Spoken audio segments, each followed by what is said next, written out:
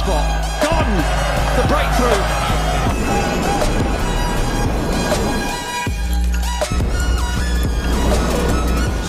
All gone. Bowled him off stump.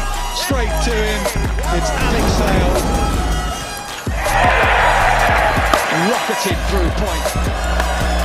Is that going to go all the way? 17 years in the making. Finally, they make it to Edgbaston and finals day.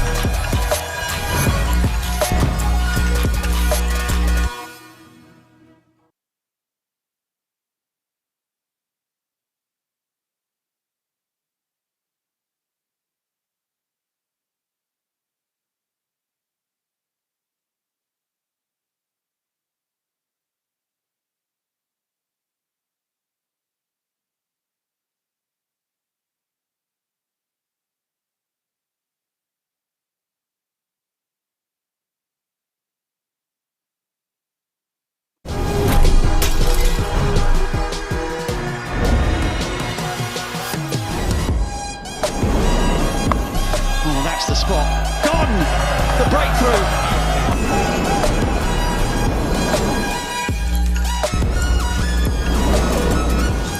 All gone. Bowled him off stump.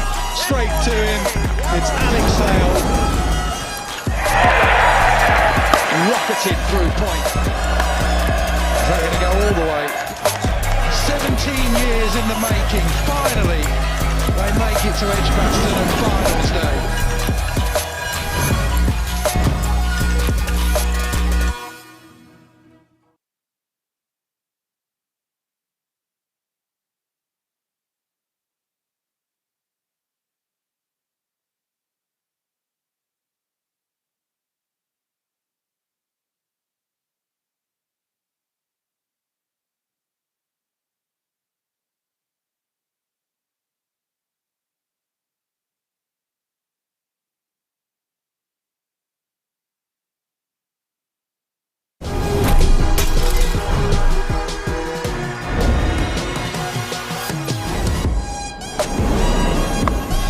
That's the spot. Gone! The breakthrough!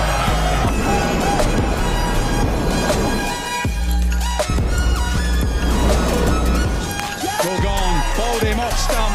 Straight to him. It's Alex Sale. Rocketed through point. Is that going to go all the way? 17 years in the making. Finally, they make it to Edgbaston and finals day.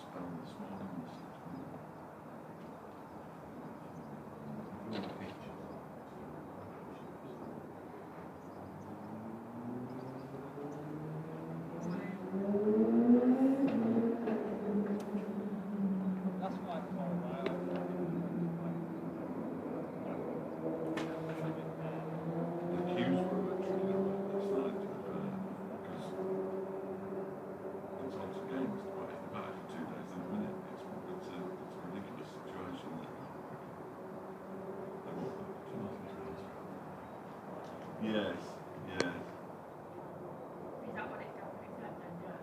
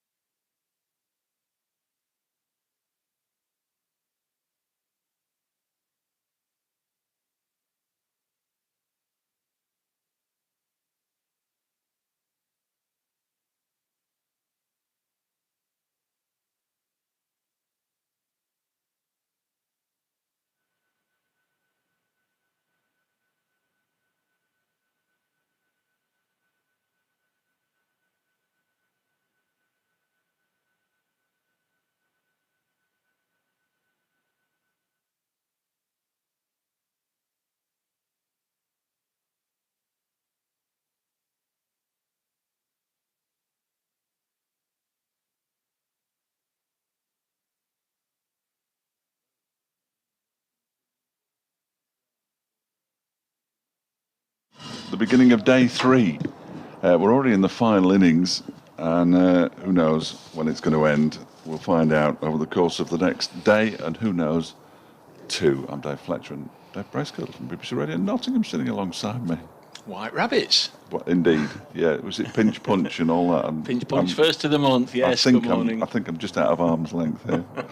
It's May Day as well, and I think that's also a distress call in well, France, isn't it? May Day, May Day, May Day. And will it be Derbyshire who are in distress by the end of the day, or will they be able to extend this unlikely run chase into the final day tomorrow? Half an eye on the weather. It's forecasted to be a day of mixed blessings. You might cop a shower, you might not. We might have fine weather, we might not. It remains to be seen. But clearly from the Nottinghamshire angle, 10 wickets are required to end a near 3-year streak without a victory. And it's almost unfeasible to think they could have got to this stage. I mean, dominated the first 2 days so heavily and not win this game. But you know, that's why people will be tuning in today, watching and listening to us, just to see, because you never know what's going to happen in a day of county championship cricket. And certainly, as we've seen in this game, you never know what's going to happen after tea.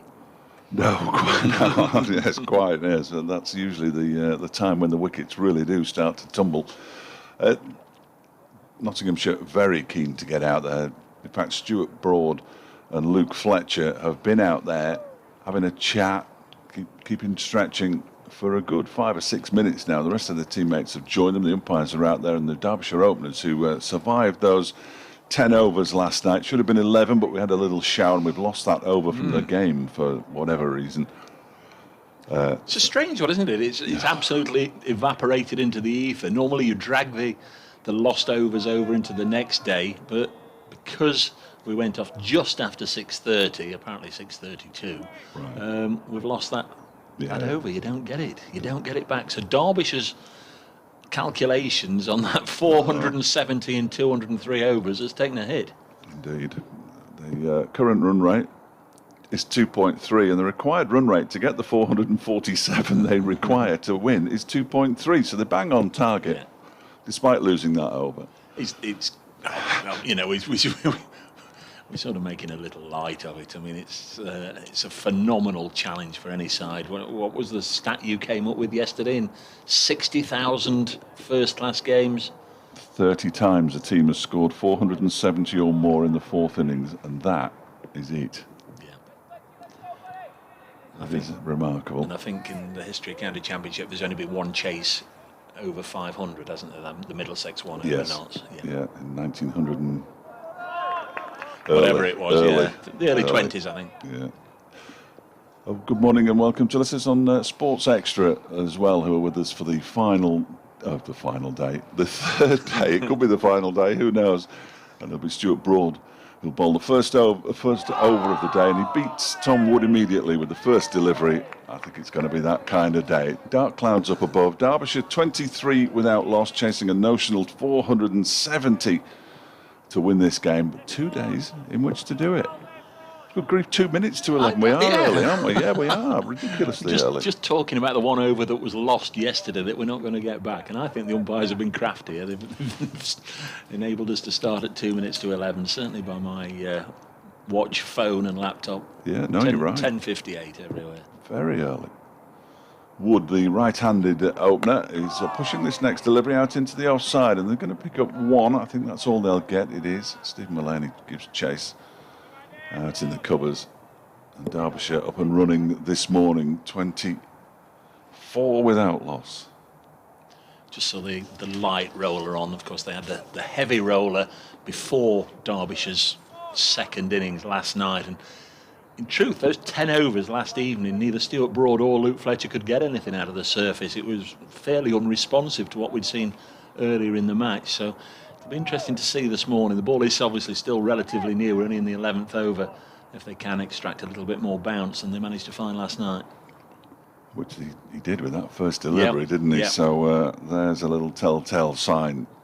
First delivery from Broad to Rees, and he guides this down into the ground in between the full slip and the gully. They're going to come back for a second.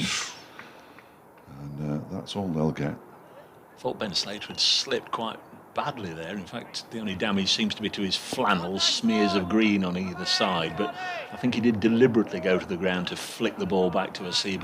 But just for a second, it looked as if his legs had gone from underneath him. Well, they do that, don't they? And you always think if your foot gets stuck in the turf, it goes straight into your knee, and then you are in bother. It's got that feel that there is moisture in the air, hasn't it, this morning? Yes, it has. Might suit Broad. I don't think he'd be too disappointed. It's overcast, certainly, as he bowls to Rees, and he defends this out into the offside. Broad does the fielding himself. Rees has 15, Wood 10, 26 without loss. It's down to quadruple Nelson, the requirement now. 444. There's a jinx on the board, 444 on the board. I'll go and see what time it is back at BBC Radio Nottingham whilst I go and do an update. I should imagine it would be reasonably similar.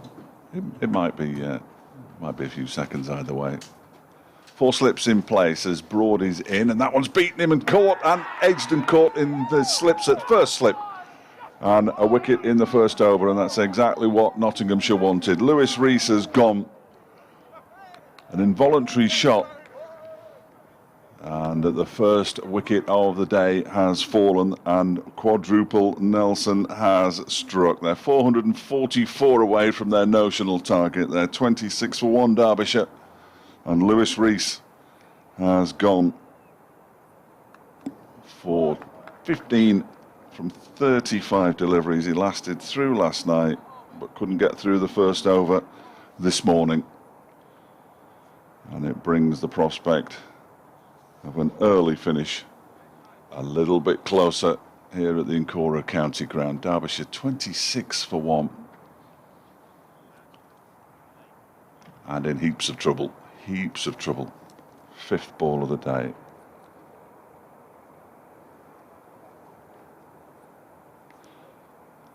Update for...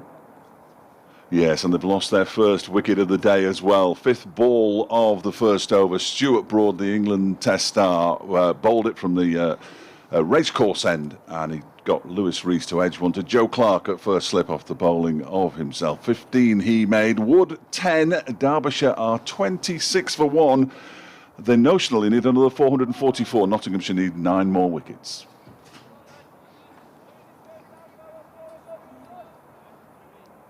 That made no sense at all. Final ball as Lears Deploy comes out to bat of the first over of the day. Steady catch by Joe Clark. It was fairly comfortable really in the end, straight into the midriff. It's amazing how often an update can take a wicket. It's ridiculous really. As Broad is in once again, bowls to Deploy, who is trap leg before wicket, first ball. It's 2-2 for Stuart Broad. It's not the first time this season that's happened to Lears Deploy, and 2 wickets in the first over. It's 26 for 2, and Derbyshire already staring over the edge. Terrific opening over from Stuart Broad, and 2 of Derbyshire's main batsmen have been sent back to the pavilion from the final 2 deliveries of it. Deploy goes first ball. He's on a hat-trick, next over. Mayday, mayday. Yes. I always say don't stop doing what you were doing. Well, I've got those 2 wickets on the BBC Radio Nottingham 11 o'clock news update.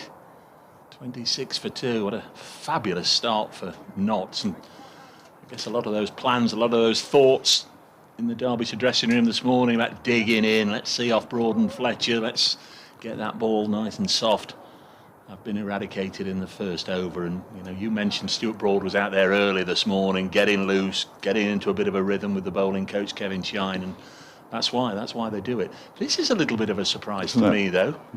Dane Patterson, nothing against him, fine bowler of course, international bowler for South Africa, but Luke Fletcher's gone so well in this game, and he was another one very early out there bowling this morning, lots of practice getting loose, but Dane Patterson is going to open the bowling. And again, Fletcher was talking about the overhead conditions, the cloudy conditions. It may well be that Patterson might just get the ball to wobble around a little bit more.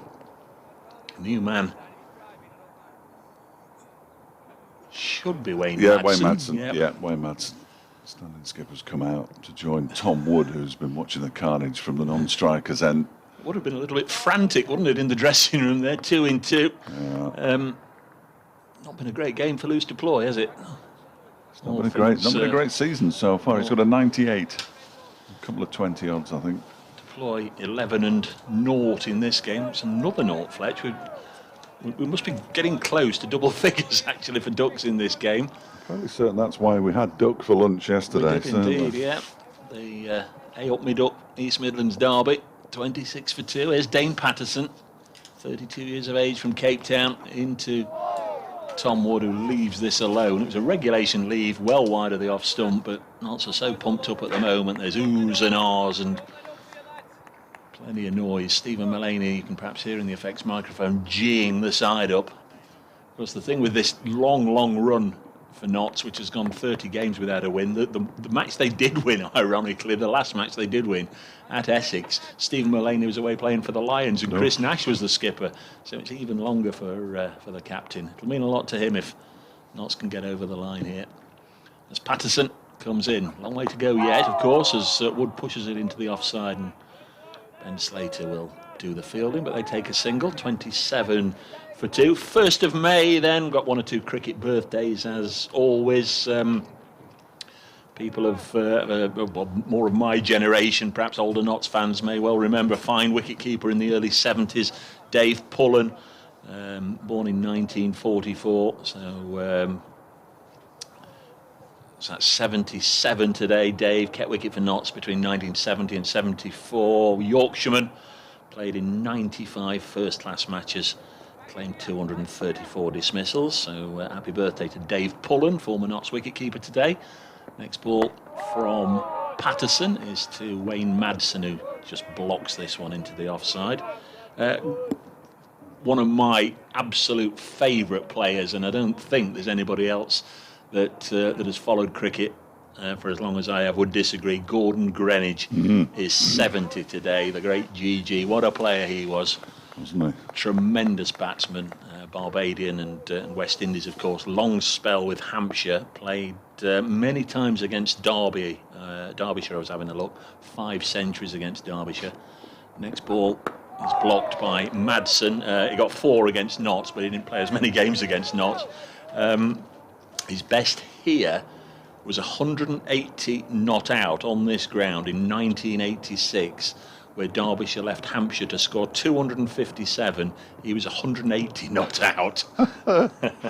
Leave this to me, boys. Leave this to me. So if you're at that game in 1986, I guess the club photographer and historian and everything else here, Dave Griffin, was around then. Gordon Greenwich at his best that day, no doubt, as Patterson bowls, clipped up in the air, nobody at mid-off, otherwise Madsen would have been on his way for a duck. He just was squared up and the ball ballooned up to mid-off. It was to the left of the bowler, to the right of Mullaney at extra cover, and landed in no man's land really, and they went for 2. He just checks the edge of his bat there. Good edge, that. And the one final cricketing birthday I've got for today, the great Sonny Ramadin. You remember the old Calypsos, Ramadin and Valentine? Sonny Ramadin, spin bowler for the West Indies, played here in 1964. Next one is played in the offside by Madsen. He'll get 2 more. Ben Slater's after it, 31 for 2. So Played quite a lot in the Lancashire leagues, didn't he? Did indeed, yes. Yeah. So I don't think Dave Pullen might be with us. If you are, Dave, again, happy birthday. I don't think Gordon Greenwich or Sonny Ramadin will be with us, but there are your cricketing birthdays for today at the end of that second over of the morning, 31 for 2, and I guess all eyes will be on Stuart Broad. Of course, he's had a couple of test hat-tricks, but he's not done it for Nottinghamshire. Tom Wood is down the other end. Of course, he was run out in the first innings. Bit of a calamitous mix-up. Shambles.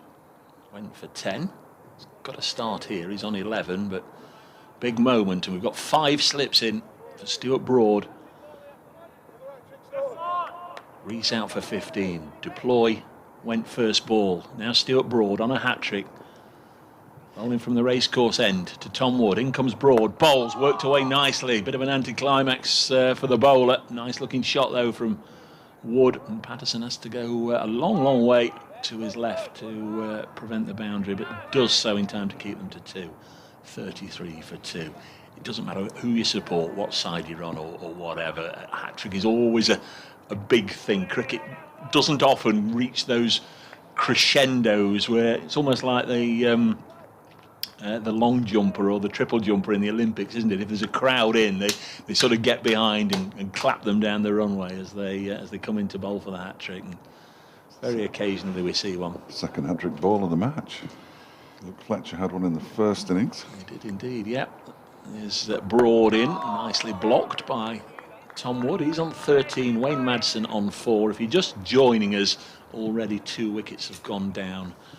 We've seen Lewis Rees gobbled up at slip by Joe Clark, the bowling of Stuart Broad. That was the 5th ball of the morning and the final ball of that opening over, loose deploy. Admittedly, as Fletcher's been describing him, the out-of-touch loose deploy, LBW to Stuart Broad, who again was going through one of those celebra appeals, I think they call it, where he's already very convinced that the decision is going to go for him. Next delivery is kept out, bat and pad thrust together at the ball by Tom Wood, and it remains 33 for 2. I think he did well to get a little inside edge on that one, otherwise he might have been in a spot of bother there. Yeah. Tom Wood, who again has gone back to looking a normal size, hasn't he? He was huge in his blue top. Huge, but now he's gone back to being a normal human being. He did seem to have a lot of layers on when he was warming up down in front of our commentary window about 3/4 of an hour ago. Next ball is pushed back to Stuart Broad, and we did comment that in the blue training gear of Derbyshire, which is very smart by the way, he did almost look like the Michelin Man, and that's no reflection on on him or his size. It was just the way it was billowing, wasn't it? It looked enormous. We had to have a double take, make sure it was Tom Wood. Stuart Broad just gives us a glance up here, had a bit of a look. Bit of inspiration from you, Dave. Yeah. Comes in and bowls past umpire Robinson. That's a good area from Broad. Batsman was drawn into pushing at that one, and he's now getting the full teapot from Stuart Broad. Hands on hips and a glare from the England fast bowler, 33 for 2. Groping. He was groping there outside the off stump was Tom Wood.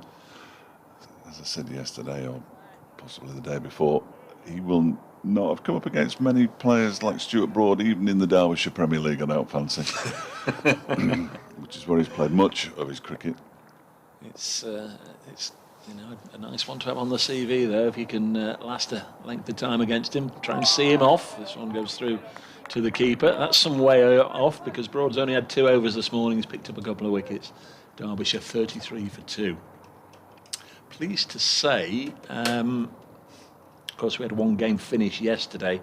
Glamorgan defeating Kent, but they are playing in all the other 8 matches up and down the country.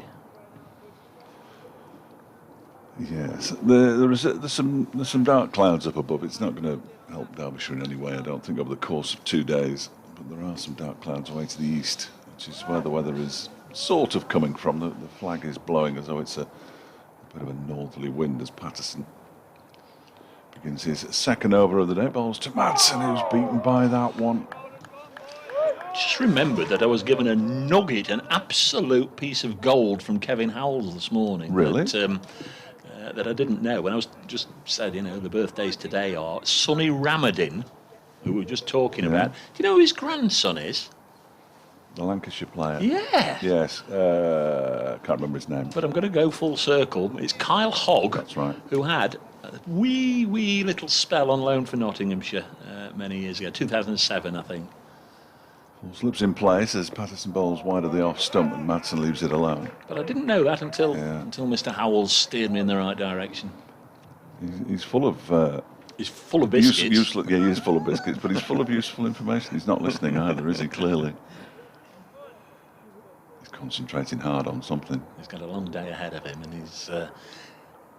unlike Fletcher and I, who potentially, if this game finished today, would have a day off tomorrow, he's just wondering where he would be assigned to, north, south, east or west, to cover a match tomorrow. Patterson bowls to Madsen, takes a couple of steps down the track and whips it away for 4 runs out to the mid-wicket boundary. Nice shot from Madsen, typical Madsen, wristy shot. The old hockey player in him. We'll have Kevin with us a little later on, and also Leah Kellogg, the Loughborough Lightning superstar all-rounder. Superstar, yeah. We've a lot to live up to there. A cast of thousands today in the socially distanced commentary box here at the county ground. It was a nice shot from Madsen. It was, wasn't it? It was. He didn't last long in the first innings either, did he? No, he didn't. He got a duck. Yes, he did. This one is beating him. Pulls the bat inside the line, but I think that might have beaten him. And it goes through to Tom Walls, the Nottinghamshire wicket-keeper. Yes, we'll introduce Leah just after 11:30 if you want to nip off and make a cup of tea before that and settle down. Me? No, not you. No. You'll be with her. I won't go into the complexities of today, but I'm not getting paid for this. Well, you know, I don't get paid much anyway, but Hudson waits. There's Patterson bowls, he leaves it outside the off stump again, too wide. Madsen more than happy to leave and can occupy the crease. The game up at Durham was the first time since 2017 in which he'd scored a half-century in each innings of a first-class match, which was a remarkable stat that David Griffin came up with, because you just associate with Wayne Madsen with, 1,000 runs a season, off you go, but he hadn't got 2 half-centuries in the same match for 4 years. One in this match would do, as he leaves this one alone outside the arse stump. In fact, he probably needs a triple. Derbyshire's first triple. He's on 8. Tom Wood has 13 at the end of the over. 37 for 2. Well, someone who might have been eyeing up a triple, doesn't seem as if he's going to get one. Surrey's Haseeb Amler, another one, of course, who's played for Notts and many other counties. And he's Derbyshire. played here, yeah, he's played for here. Derbyshire, yeah. Yeah, well, he was 215 not out overnight, retired injured. So, well, I've done my bit. Ash. That's interesting, that, because we were told last week, because Billy Godleman retired hurt, which is what it always used to be, wasn't it? It was always retired hurt. You're not retired hurt or retired injured or anything now. You're retired not out or retired out. Well, it says retired injured on the card. Yeah, at the no, moment, absolutely. but, Absolutely. That's. They tend to tidy up the nuts and bolts at the end of the innings, don't they, when they find out whether he's going to come back to bat or not. But yeah. Hope the old boy's okay. Lovely fella, Haseeb, as Broad is in, bowling outside the off stump to an attacking field of 5. Joe Clark at first slip. Ben Duckett, Haseeb Ami, Liam Patterson-White and Lyndon James complete the quintet of grabbers behind the sticks. Got a short leg as well. Fair to say that Broad is on the attack and is pumped up. Extra cover mid-on and long leg of the other 3 fielders. He's in, bowling wide of the off stick and left alone by Wood. Yes, Derbyshire were 2 years ago got by Jimmy Anderson, and Stuart Broad's looking to match Anderson in this one. He got a bit of help from Graham Onions, did Anderson. Stuart Broad got a bit of help from Patterson and Fletcher, no doubt, but when the big test star comes back to play in county cricket, all eyes are generally on them. It just adds a little bit of pressure to them as well, doesn't it? You know, you're the test man. Go on, show us what you've got. Well, he showed us what he's got so far today, no question about it. Here he comes again. Bowling, and Wood will get a run here. Dropping it out on the leg side to move on to 14, 38 for 2. First innings, Stuart Broad 2 for 33 from 13 overs. Not so needed. The 3 bowlers, of course, Luke Fletcher 5 for 28, Dane Patterson 2 for 28, and of course there was a run out as well. So to this point in the game, Derbyshire 12 wickets down, and they've only faced 3 different bowlers.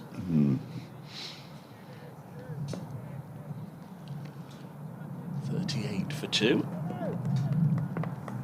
Broad now to bowl to Wayne Madsen, who we did get LBW in the first innings. He's in, bowls, and not this time, as Madsen just strokes it down the ground, found the gap. It's brought about a chase from the Notts skipper Stephen Mullaney, but a comfortable 2 runs to the Derbyshire captain Wayne Madsen. Well, it's important that they keep ticking it over, isn't it? They can't just defend. That clearly wouldn't work.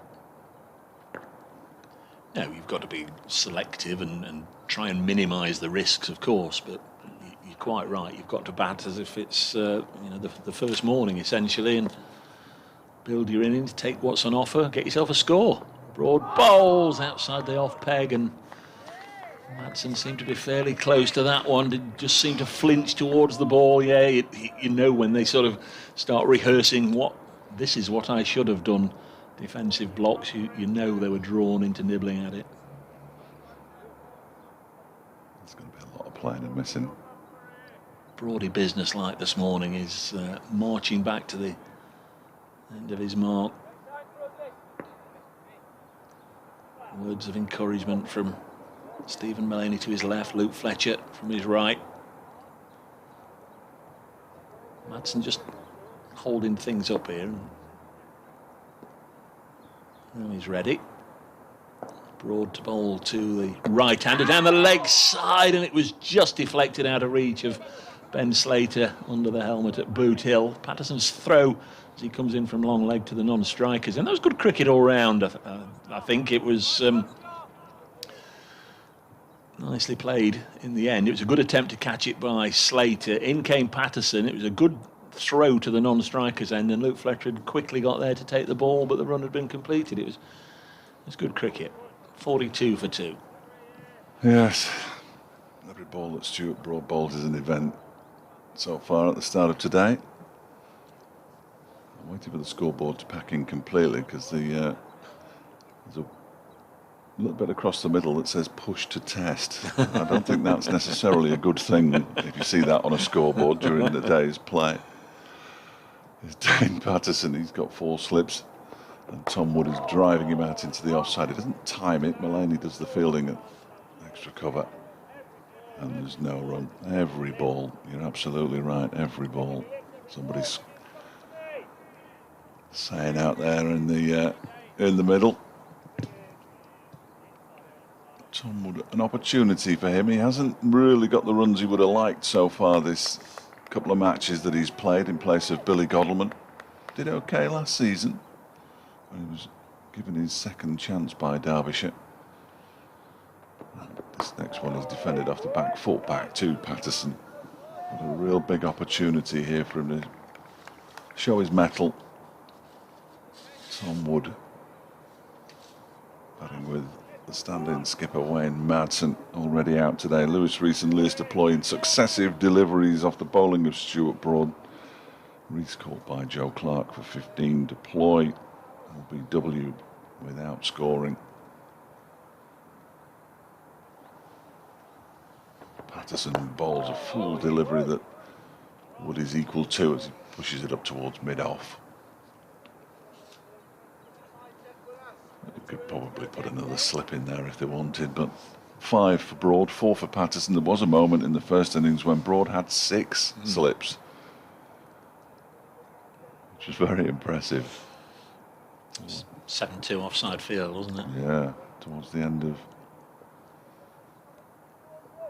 day 1. This game has packed a lot of cricket into 2 days. So at the beginning of day 3, Wood waits, and he's beaten all ends up by Patterson. That's a terrific delivery. The involuntary flinch from the batsman tells you all you need to know about the fact that he got nowhere near it in the end, or quite close to it. Certainly nowhere near it with the middle of the bat as he tried to defend it, and he's just taken a few steps to the leg side and leant on his bat for a moment, just contemplating how on earth he's going to play these deliveries. It's a high class bowling from both ends at the start of day 3. Patterson's bowling from the city end, and that's left alone outside the off stump by Tom Wood. Be much more comfortable with that. Fancy we're seeing the best of Dane Patterson now. He's very, very rusty when he started. Got a little bit of a bowl in the final warm-up game before the season started. Didn't play in the first match. Probably wouldn't have played in the second had Luke Fletcher not turned up poorly on the first morning of the match. So he was thrust in, and he was certainly still a little bit rusty, but all guns blazing now. Wood waits for him, and again it's outside the off stump. It's allowed to go through relatively harmlessly to the wicket keeper. End of the over. It was a maiden, it was a good one as well. A couple of deliveries that troubled Wood in that over. 42 for 2 now. Madsen has 12, Wood has 14. Patterson, for those who have not really followed his career, he played for South Africa across all 3 formats, 8 T20 internationals, 4 ODIs and 2 tests against England the winter before last. Picked up 4 wickets. He got Joe Denley out twice, got him in each of the 2 test matches. Also got Ben Stokes and Stuart Broad, so some notable scalps there for him. 42 for 2. Broad has had 3 overs this morning, struck twice in the first over, and will now be targeting Wayne Madsen, who's in his sights. Umpire Billy Taylor says, hang on a sec, I can't see here, because it was at square leg for the right-hander, and then realised that Ben Slater, who's gone in at short leg, is standing right in his eye line. He couldn't see the line, just in case there was a run-out opportunity, as Broad comes in, and it's outside the off-stump, well taken by Tom Moore's low down. So umpire Taylor has gone over to point, where he can clearly see everything that's going off. 42 for 2, third morning here at Derby. If you've not really followed this game, knots were put in on the first day, made 256. with a century from Ben Slater, the former Derbyshire player. Joe Clark scored 66, not a lot else, but then Derbyshire collapsed quite dramatically after tea on the first day, losing 8 wickets. They were bowled out eventually for 105 yesterday morning. This one from Broad down the leg side and again taken by the keeper.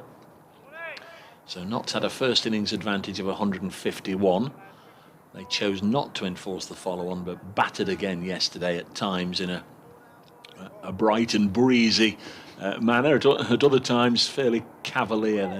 They squandered their last 5 wickets with just 10 runs, and we could clearly tell that wasn't the plan, because when number 8 was out there, Stephen Mullaney was still sat on the other side of the ground in his tracksuit gear. So it was very clear that he wasn't expecting to be taken to the field about 10 or 15 minutes later. 42 for 2, but those last 3 wickets went over like dominoes.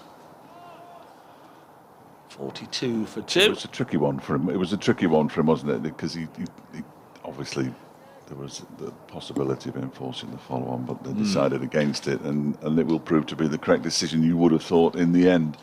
And last night we thought, well, he's not going to declare because it was so overcast and cloudy, and the floodlights were on and all the rest of it. But then as soon as Derbyshire's second innings did start, the sun came out, and it was a lovely little session until the last over.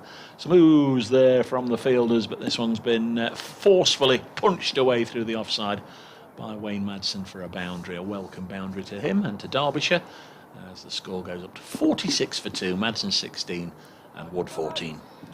Thank you, Dave. Dave will be back in the fullness of time, fairly shortly, I would have thought. If you want to hear Leah Kellogg for the first time, you want to be on Radio Derby right now, we should be talking to Steve Jordan. She'll jump in alongside Dave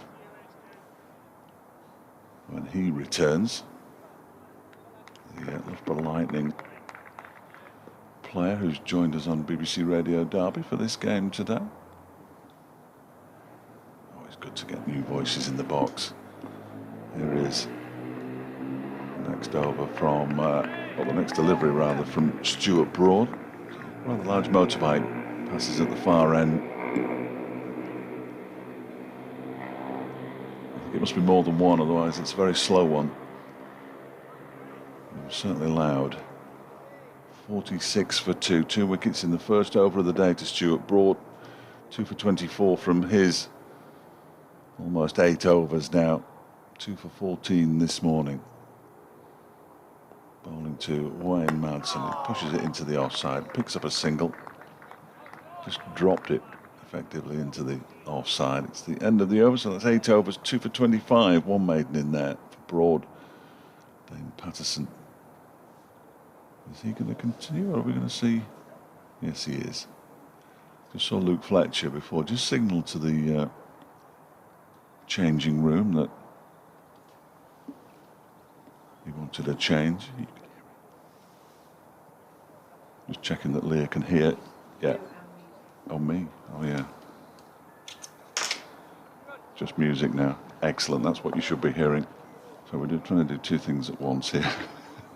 It's never a good thing. I can barely do one thing at once.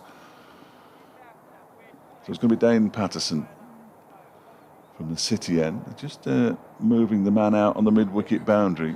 He couldn't be much further away from the action out there in front of the players' pavilion, in all honesty. As Patterson bowls, and it's left alone outside the off stump by Wayne Madsen, and goes through to the wicket keeper. Let's have a look at what's happening elsewhere around the country. Elsewhere in this group, first of all, in Group 1 of the County Championship. Let's have a look. I'll sort my laptop out here. Essex declared yesterday on 561 for 8 at New Road against Worcestershire, who are 52 without loss. Flat one last week, flat one this week. Madsen pushes this next Patterson delivery out into the offside, and there's no run. And having dismissed Warwickshire for 87 on day 1 at Chester Street, Durham are now 314 for 6. That's a lead of 227, which is a terrific effort by them. And they will be firm favourites to complete their first victory of the season, as Nottinghamshire are here. Lancashire 2-2-2 for 8. trailing Sussex by 106 at Hove as Patterson is in again and bowls to Madsen, who pushes this back to the bowler. Oh, another dot ball. Gloucestershire 196 for 7, trailing Leicestershire by 225 at Bristol. Good effort by Leicestershire, who haven't had the best of times at the start of the season. Somerset 195 for 5, trailing Middlesex by 162 at Taunton. Glamorgan have been set a target of, so they've won it, haven't they? Of course they've won it. They were set a target of 16, they won by 10 wickets. This next delivery from Patterson's outside the off stump, through to the keeper. A couple more. Surrey 537 for 6 in their first innings, leading Hampshire by 445. Probably got enough. And Yorkshire are 64 for 5 second time around at Headingley, and their lead over Northants is just 36. So that's a rather precarious lead for the Yorkies. And that game at Headingley could well be over today as well. I say as well. Derbyshire battling hard to extend this into a 4th day, but it's a long, long way off as Patterson bowls to Madsen, who looks a little surprised at one that just gets up a bit more than perhaps he was expecting, and he deals with it nicely, pushes it into the leg side. And there's no run. 47 for 2, 17 to Madsen, 14 to 1, just to tie up the loose ends. 423 more required to win. Derbyshire, 8 wickets now. Nottinghamshire. Patterson sets off from the city end. And Madsen gets a thick edge. That's a fine stop by the man at backward point, Ben Slater, moving across with his right hand. He just parried it initially, prevented them from getting through for any runs, and it brings to an end another maiden over from Patterson. 6 overs, 4 maidens, 0 for 9. Not bad. It was a curious bit of fielding. It was absolutely brilliant. You're quite right. I always wonder, like with goalkeepers, he dived to his left. Wrong hand, isn't it? He dived to his left full length, but stopped it with his right hand. Yeah. It's almost like the left hand went down to the ground for balance and the right came over and stopped it. It was an extraordinary bit of work, but saved a boundary. Going to be Broad. I've been going for just over half an hour. 2 early successes for Nottinghamshire. I think they'd have probably taken that. A couple in the first half an hour. Here is Broad in bowling to Ward, who had a bit of a loose waft at that one. 47 for 2. It's the second time he's got the double teapot out when Woods played a shot there, Stuart Broad. Yes, nobody can say he's not giving his all here, as he invariably does when he pulls on the Nottinghamshire shirt. Fletcher down on the ground at mid-on, rolling around. Just trying to loosen off a little bit. Away goes Broad again. Balls into the thigh pad, plenty of noise. Probably not as high as the thigh pad, but certainly above the knee roll on the left leg. Would have been high and also gone down. 47 for 2. Derbyshire beginning the morning 23 without loss. The important partnership is with Matt Critchley next, who's very much a stroke player.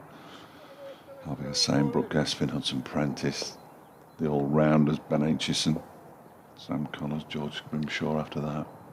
Enjoyed Critchley's little cameo in the first innings. Broad bowls, this is outside the off stump and it goes through to the keeper. You weren't sure if he was going to edge it for 4 over the slips, through the slips, under the slips, or whether he was going to give it a meaty blow straight down the ground. He gave us the full repertoire. Luke Fletcher doing press-ups. He is, isn't he? That's impressive. Not entirely sure that fits in with loosening up for a spell of bowling, but there we are. He can do no wrong with the ball in this match, Fletcher. 5 for 28 in the first innings, but might need a bit of batting practice between games.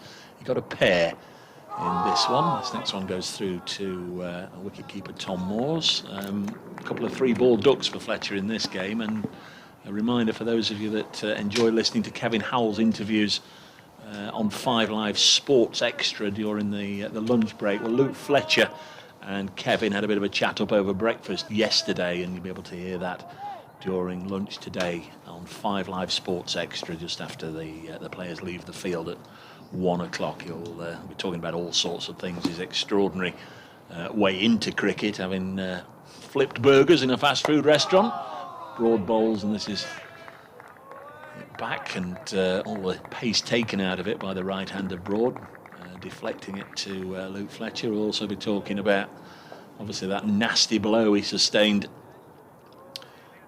from the bat of Sam Hain back in 2017 at Edgbaston, and also the funny stories that have made his new autobiography Tales from the Front Line, which is now out.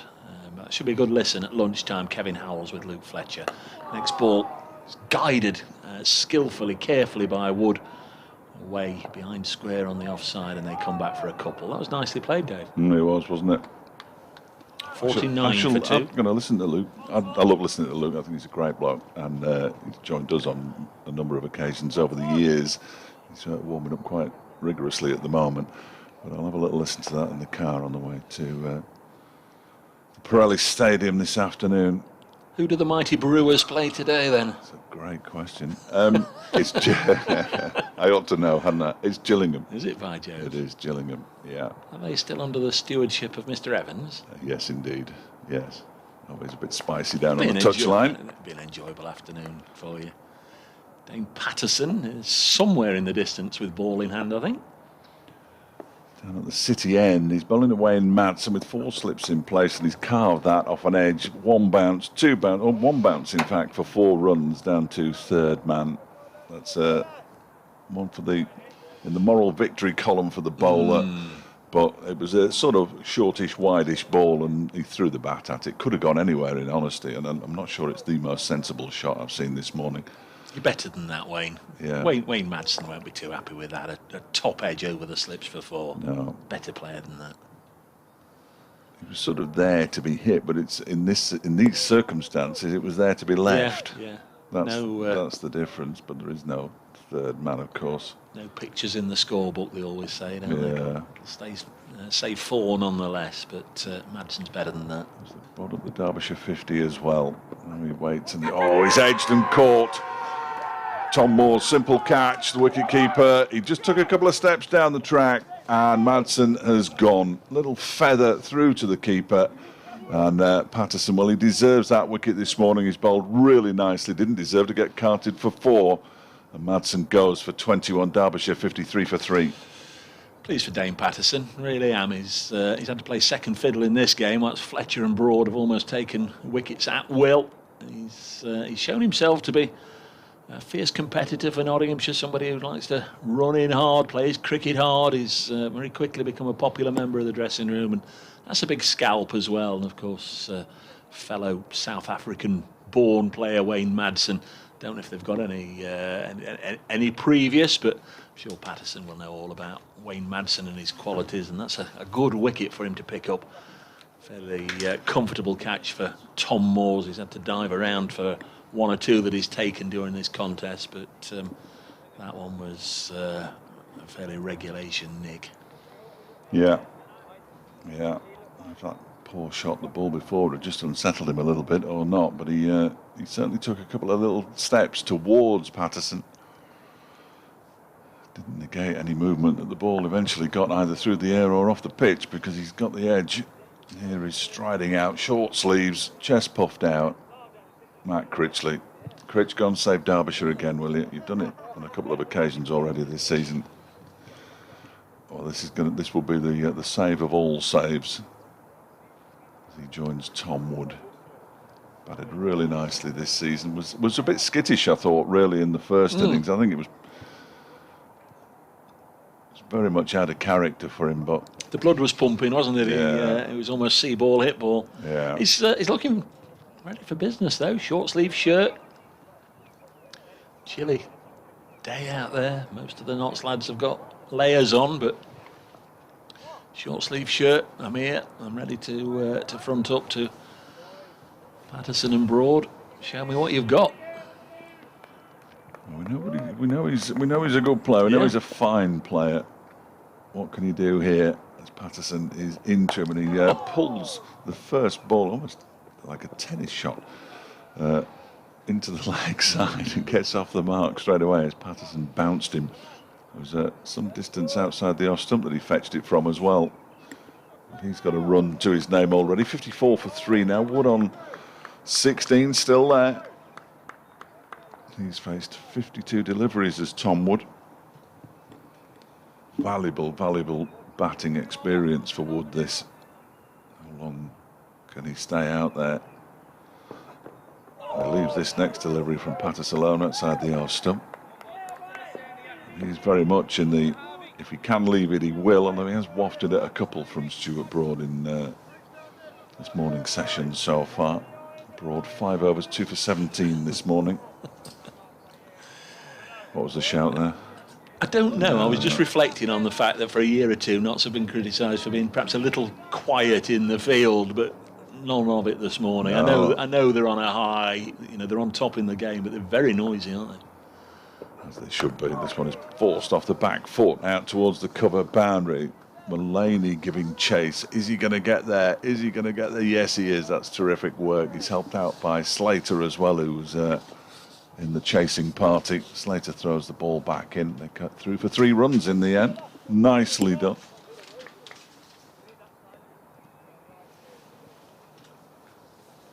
So he moves on to 16. Critchley back on strike. He's got 1. I gave you the scores a few minutes ago.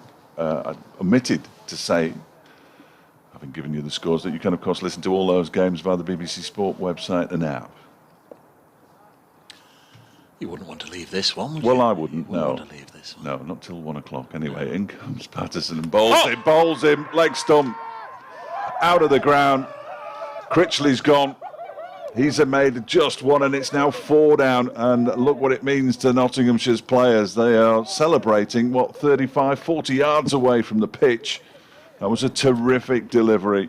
And it's a rare failure for Matt Critchley. He's dismissed. Bowled Patterson for 1. It's 57 for 4. Just watching Tim Robinson. He's retrieved the stump.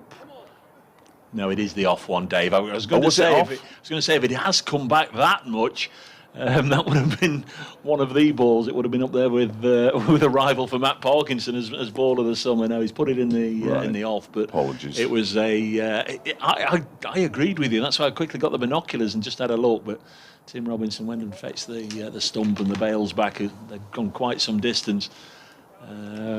Oh dear, we saw Stephen Mullaney, didn't we? Shoulder arms in the first innings and had to march off. And this time it's been Matt Critchley.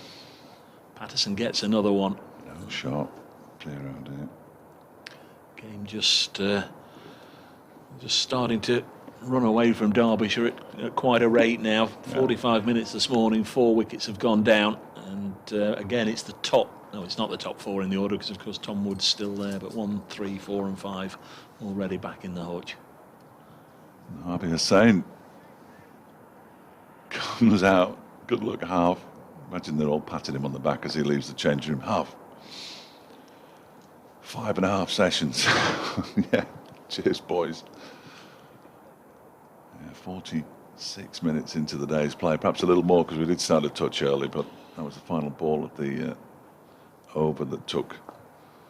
Well, that over, 8 for 2. Bizarrely, that Wayne Madsen edge over the slips, the 3.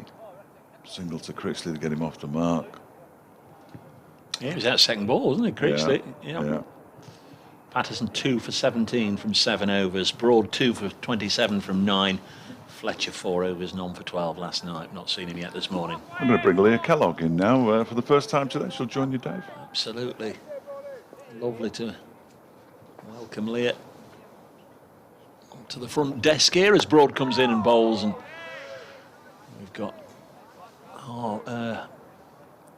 Tom Wood defending. He's on 19. Harvey Hussain at the non-striker's end. 57 for 4.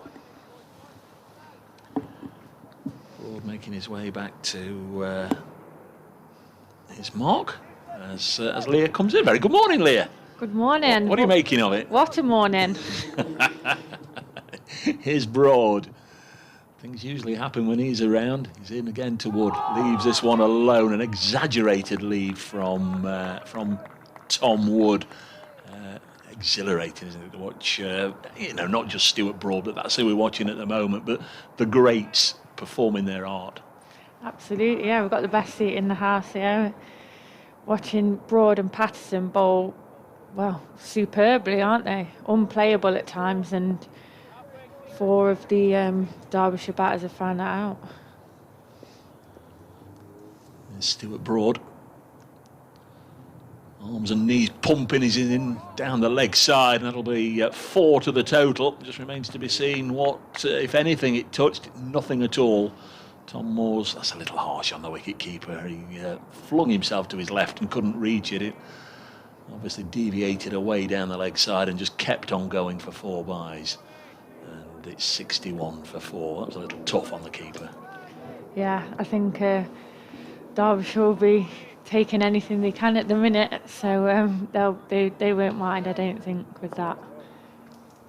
I know everybody hates talking about themselves, but at the end of the over, just to bring the listeners up to speed, we'll go through a quick bio of what you've been up to. Loughborough Lightning all-rounder, 61 for 4, Broad bowls.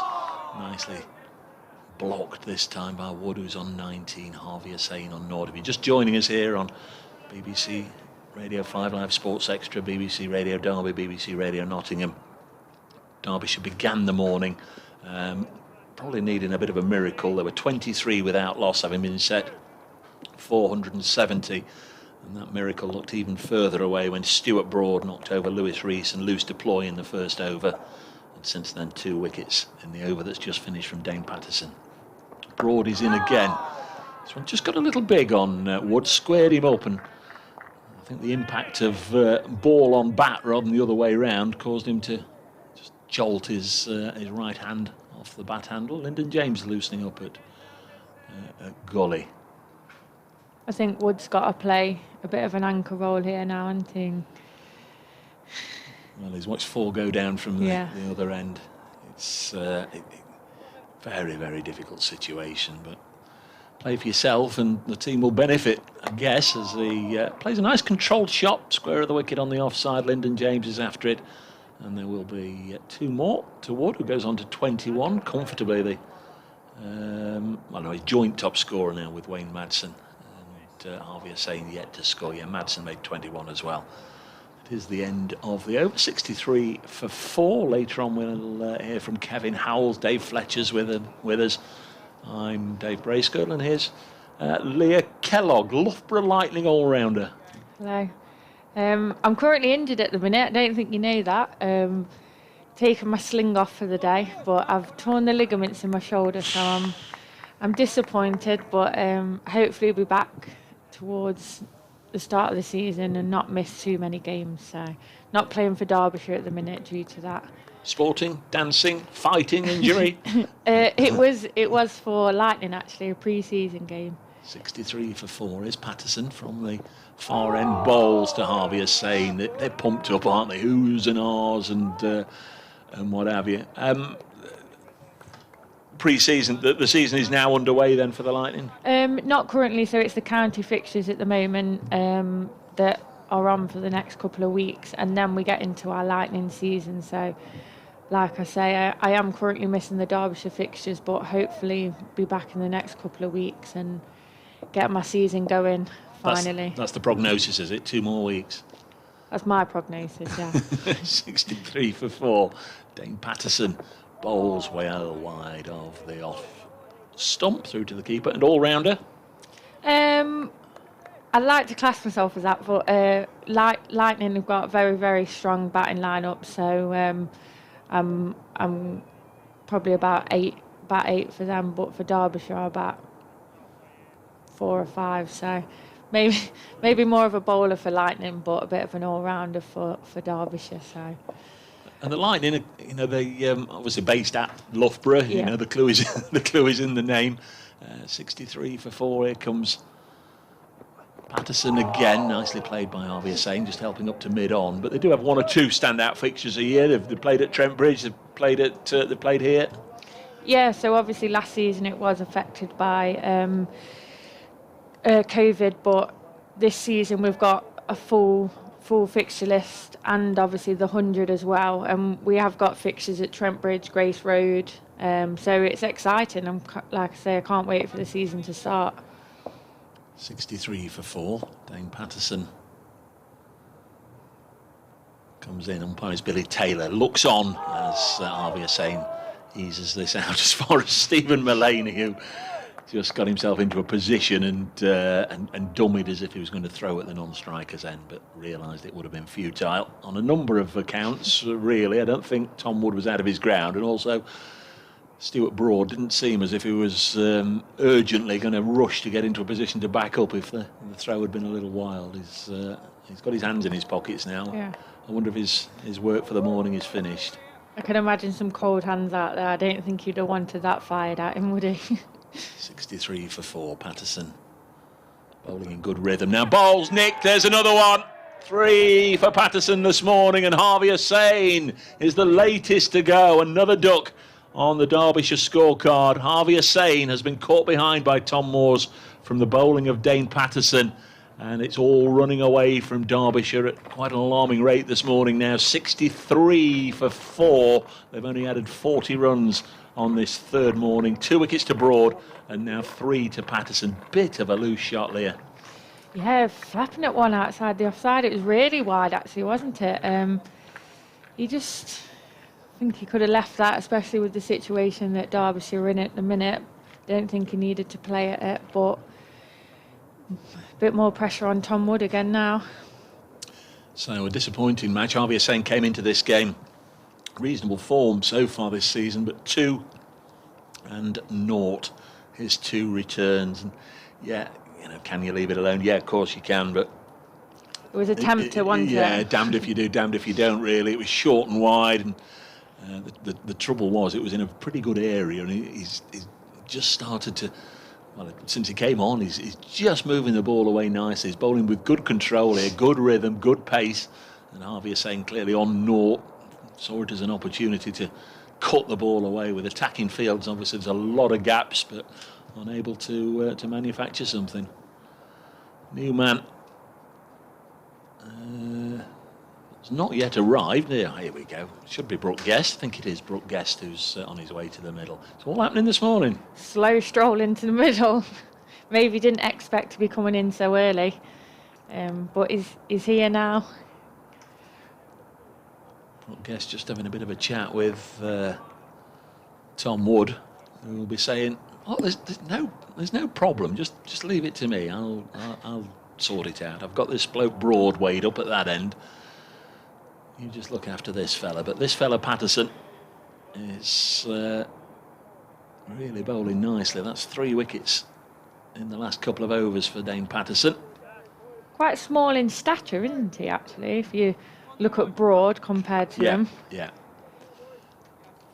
5'10", I would say, something like that. Not he's not a beanpole fast bowler. He's in, bowls, and the first ball helped out into the offside. Brooke Guest hung around in the first innings, only made 10, but he batted for an hour, faced 38 balls before unluckily being bowled by Luke Fletcher. It was one of those that just dribbled back onto the stumps. End of a successful over for Dane Patterson. Bring his figures up in just a moment. The scoreboard is, well, mayday as far as the scoreboard's concerned. I'd love to tell you the score, but I've no idea. In fact, now it has come back. 63 for 5. It just went blank for a moment, as if to deny anything that was happening out there.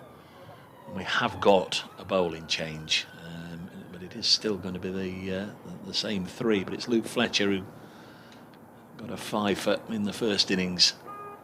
He's in and ran bowls to Tom Wood. 21 to Wood. Brooke Guest just faced the 1 ball. 63 for 5. I'm going to say about Wood's glad to see the back of Broad, but then we've got Fletcher coming on, who's had a 5, and that first ball just showed what he means today, and that's business. Very much so. 5 for 28 in the first innings. Dane Patterson 3 for 17, but 3 for none over the last couple of overs. Terrific stuff. 63 for 5 here as Luke Fletcher bowls. Reminder that at 1 o'clock during the luncheon interval on 5 Live Sports Extra, Kevin Howells will be chatting to, it's an interview he did yesterday morning over breakfast, chatting to Luke Fletcher about his career, his life, things he's been up to, his unorthodox route into cricket, and about the autobiography that he's got out, Tales from the Front Line. Quite a few funny stories in there. Anybody that knows him will know his sort of humour. Next ball has gone through to the wicket-keeper, Tom Moores. And there are actually tails from all 18 counties. He's been around long enough to have played up and down the country against everybody, so pretty much everybody gets a little bit of a ribbon. There's good-natured tales to tell from all the grounds, including the time at Canterbury where he shut the pavilion door and with such force that it shattered a million pieces everywhere. Here's Fletcher bowling now, edged, low down, dropped. Fourth slip, Liam Patterson-White was very low down, got a hand to it, and Luke Fletcher giving Liam the sort of look that he reserves for the buffet table when there's no cakes left. 64 for 5. Thought he should have had his man there alive for Tom Wood, just nicking it to the right of Liam Patterson-White at fourth slip, and the fielder went down there, just couldn't hang on. 64 for 5 as we knock on the door of midday. We've been playing for an hour, and certainly it's been an hour dominated by Nottinghamshire. Yeah, it's going well, isn't it? Luke Fletcher bowls. This one's defended, and I'll leave you with Dave Fletcher. Thanks, Dave. More from Dave, more from Leah. Yeah, by all means.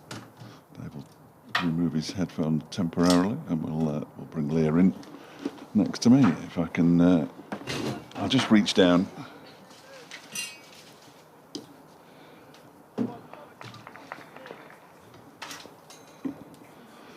The updates for the news coming up fairly shortly, and then we'll bring Leah in as that one is left alone by Brooke Guest. Tom Wood's still out there, that's the good news. It's the only good news I can actually find from a Derbyshire perspective. It's been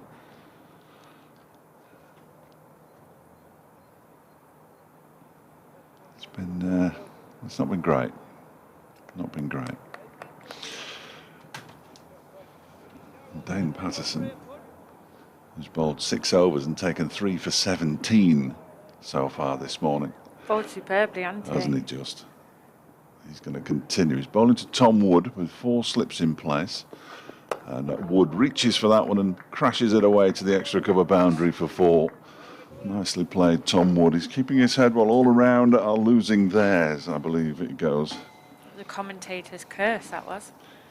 Saying how well he's bowled. But that was it was a bit wide, wasn't it? Yeah. But he did well to reach it, in fairness, Woody. Did well. Tom Wood just needs to keep batting now, doesn't he? Yeah, for about a day and a half. Yeah. Yeah. That's the problem. He'll be tired. He'll be tired tomorrow.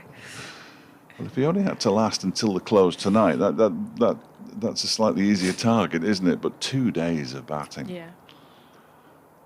As Patterson is in, and that one is driven this time, and that might go for 4 more. It will. Mullaney just took a bit of pace off it, but back-to-back boundaries for Tom Wood. He moves to 30. Derbyshire to 72. 4-5. That's his 3rd boundary, Tom Wood. I think Nice Nottinghamshire have got the runs to play with, haven't they, as well? Yeah. So I think they'll keep this attacking field, and they won't mind too much about those 2 boundaries, I don't think, with the scoreboard looking how it is. No, it's all about getting the remaining 5 wickets. Who knows, even before lunch. But they've got plenty of time. Plenty of runs, as you say, Leah, to play with. They've got 398 of them still. Update coming up. Yes, up against it is a bit of an understatement. They're 72 for 5. They need to bat for 2 days. They'll be lucky at this rate if they bat until lunch. Tom Wood's still out there on 13. Brooke Guest has joined him.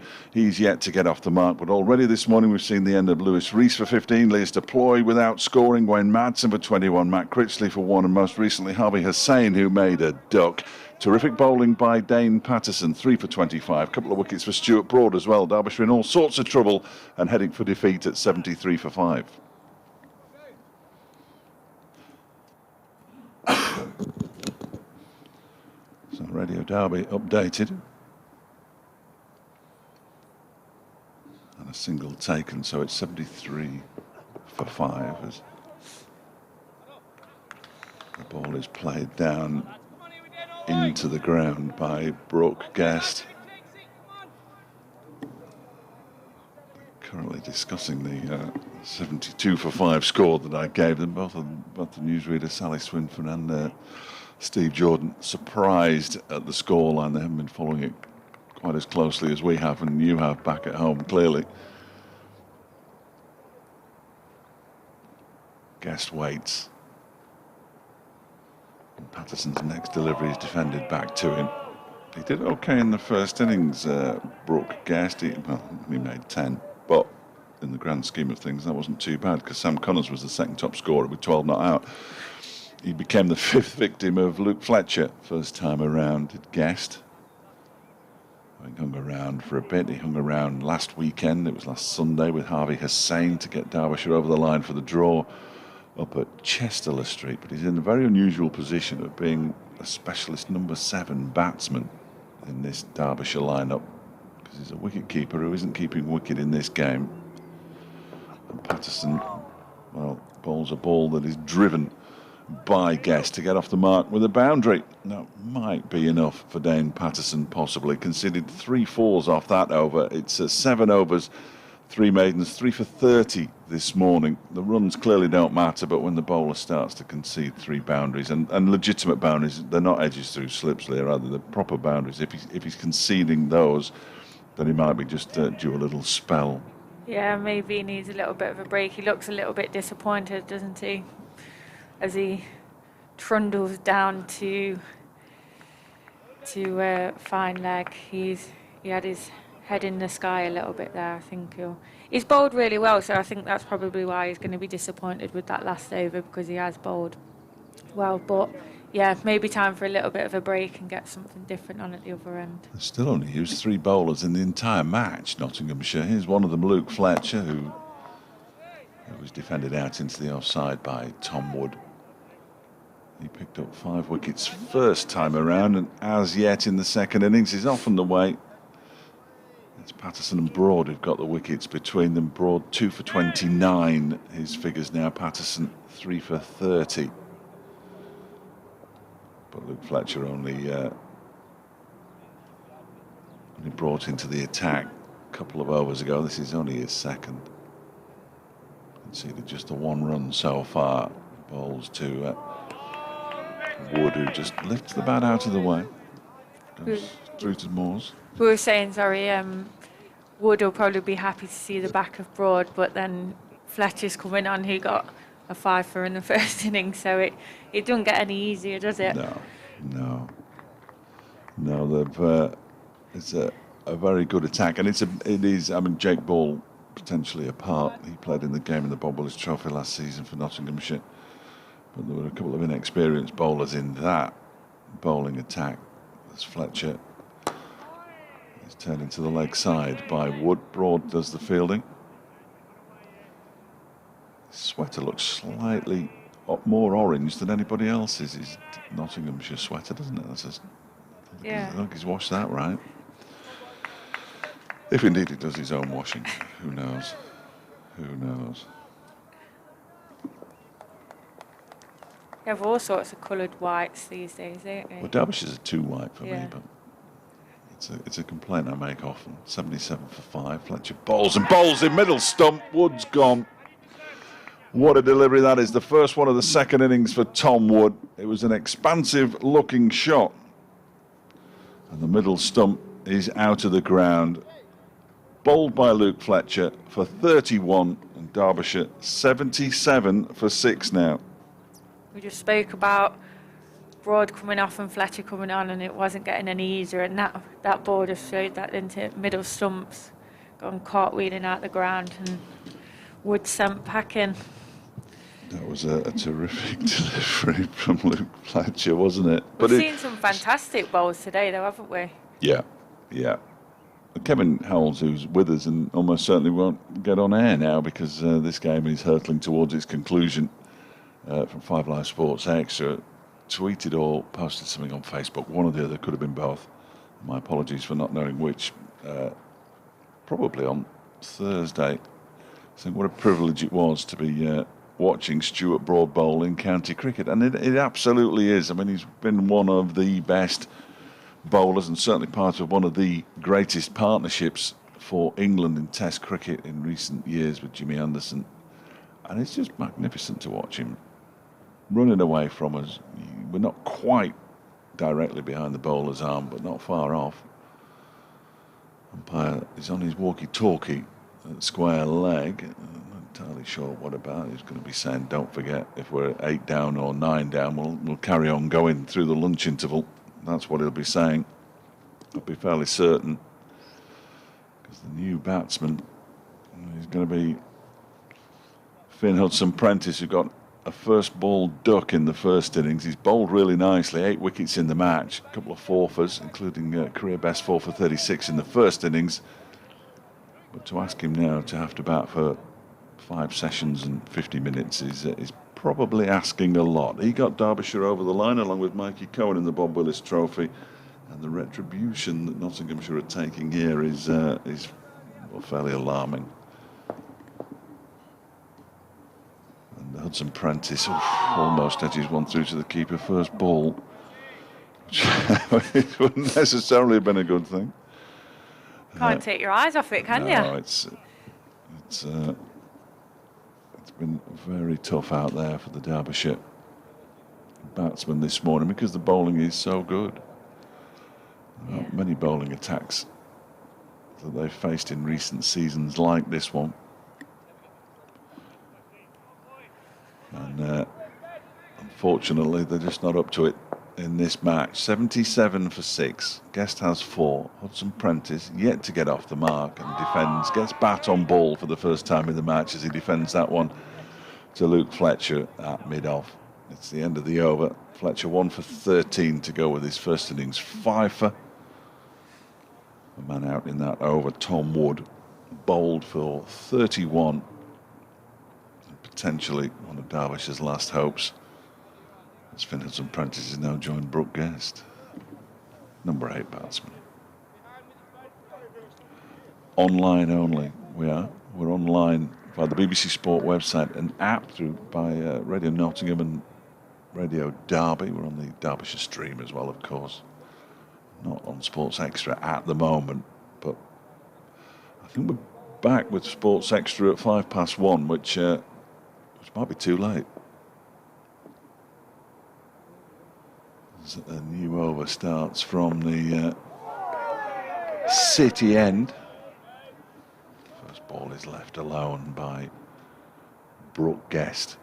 He's allowed to go through to the keeper. It's Lyndon James who's bowling for the first time in the match with just 4 wickets required for victory. That's how dominant the Nottinghamshire bowlers are. I think if you were the fourth seamer, you'd expected to have had a bowl in both innings, but this is his first bowl, and well, he's been carved away off an edge by Brooke Guest down to third man for 4 runs. Just banged it in a little bit short, and he threw the bat at that one, Brooke Guest, and it flew away. Down to the boundary below us for 4. He moves on to 8. 81 for 6. 109 first time around. 105, I beg your pardon. Wasn't even as impressive as 109. He could come on and take all the glory now. Well, take these last 4 wickets. I don't think anybody would mind either, would they, in the Nottinghamshire ranks. 30 matches without a win in first-class cricket. Bowls, and that one is off an inside edge as he pushes it out into the onside. Just coming back to what you were saying about Stuart Broad, I bet he misses a lot of county games anyway through international duty. So it might be he might be just like relishing his opportunity to get out and play. Well, I'm sure he does. I'm sure he does absolutely enjoy Bit it. less pressure, isn't it? And Well, is it though? Because Well, you're the big test star, aren't you? yeah. The big test star coming back to play county cricket. All eyes on you. As this one is guided down into the offside. I don't mean that, and he clearly does miss an awful lot of county cricket. The England players do, and the ECB hold on to their contract so they can say when you can and can't play. You didn't play down at Worcester last week, but is allowed to play in this one. They basically say when and where the England players can play as long as they're fit. James sets off again from the city end. He bowls, and that one is pushed up towards a very straight mid-on by Brooke Guest. And there's no run. 81 for 6. 81 for 6. Just 389 more runs required. putting a positive spin on Well, it. they're not going to get that. They're not going to bat for 2 days. So basically, we're waiting for the final 4 wickets to fall here, aren't we? For Derbyshire. 45 minutes, slightly longer to go until lunch, as this one's left alone by Guest outside the off stump. End of the over. First one of the match for Lyndon James. Conceded just that boundary from the big edge over the slip cordon. Big Luke's coming back, having bowled a couple of overs already and taken 1 for 1 this morning. It is that fact that there's no let-up as well. And you've got Patterson bowling well, you've got Broad bowling well, and then when one of those two goes off, Fletcher comes on, and we know what he can do. Got a 5 for first innings. He's bowling to Hudson-Prentice now, who guides this into the leg side for his first run of the innings, his first run of the match. 82 for 6. Usually try and target a bowler from one end as a batter. I feel as though you do anyway. But like you said, there's not much give when you've got Stuart Broad running in at one end and Patterson bowling as well as he was, and then you've got Fletcher coming on. Maybe they'll have a little bit of a punt at James, but we'll have to see. That might work in his favour, of course, as Fletcher bowls. And that's nicely played by Guest out towards the point boundary. They'll turn and come back for a second as the aforementioned James does the fielding out there in the distance. 2 more to Guest. He moves to 10. 84 for 6. Luke Fletcher's just walking back to his mark. Stephen Mulaney's ready to throw the ball back to him. There you go. He seems like a bit of a character, Mulaney and Luke. having a bit of fun in the field. As Dave Bracegirdle pointed out a little earlier, as Fletcher's next delivery is defended by Brooke Guest. The last time they won, their captain Stephen Mulaney wasn't playing. He was away with, I think it was the North v South, but he was certainly away. So this will mean a lot to him, having skippered the side through such a barren patch. Having seen them on days like this, it's quite hard to fathom that they've not had a win for so long. Doesn't make a lot of sense, does it? They've got Jake Ball as well in the squad. Fletcher bowls, and it's guided into the gully region by Guest. Yeah, it doesn't make a lot of sense, it has to be said. Some of those games obviously in the First Division. Some in the Bob Willis Trophy. One against a university side. They're going to break this long sequence here, Nottinghamshire. And when they get really close, Dave Bracegirdle will see things home. As Fletcher bowls, and it's edged, is it, and caught? Yeah, great catch. Tom Moore's down to his right-hand side. He just pushed himself forward there, Brooke Guest, and low down to his right. The Derbyshire batsman's gone. He made 10. Second wicket for Fletcher. 84 for 7 now.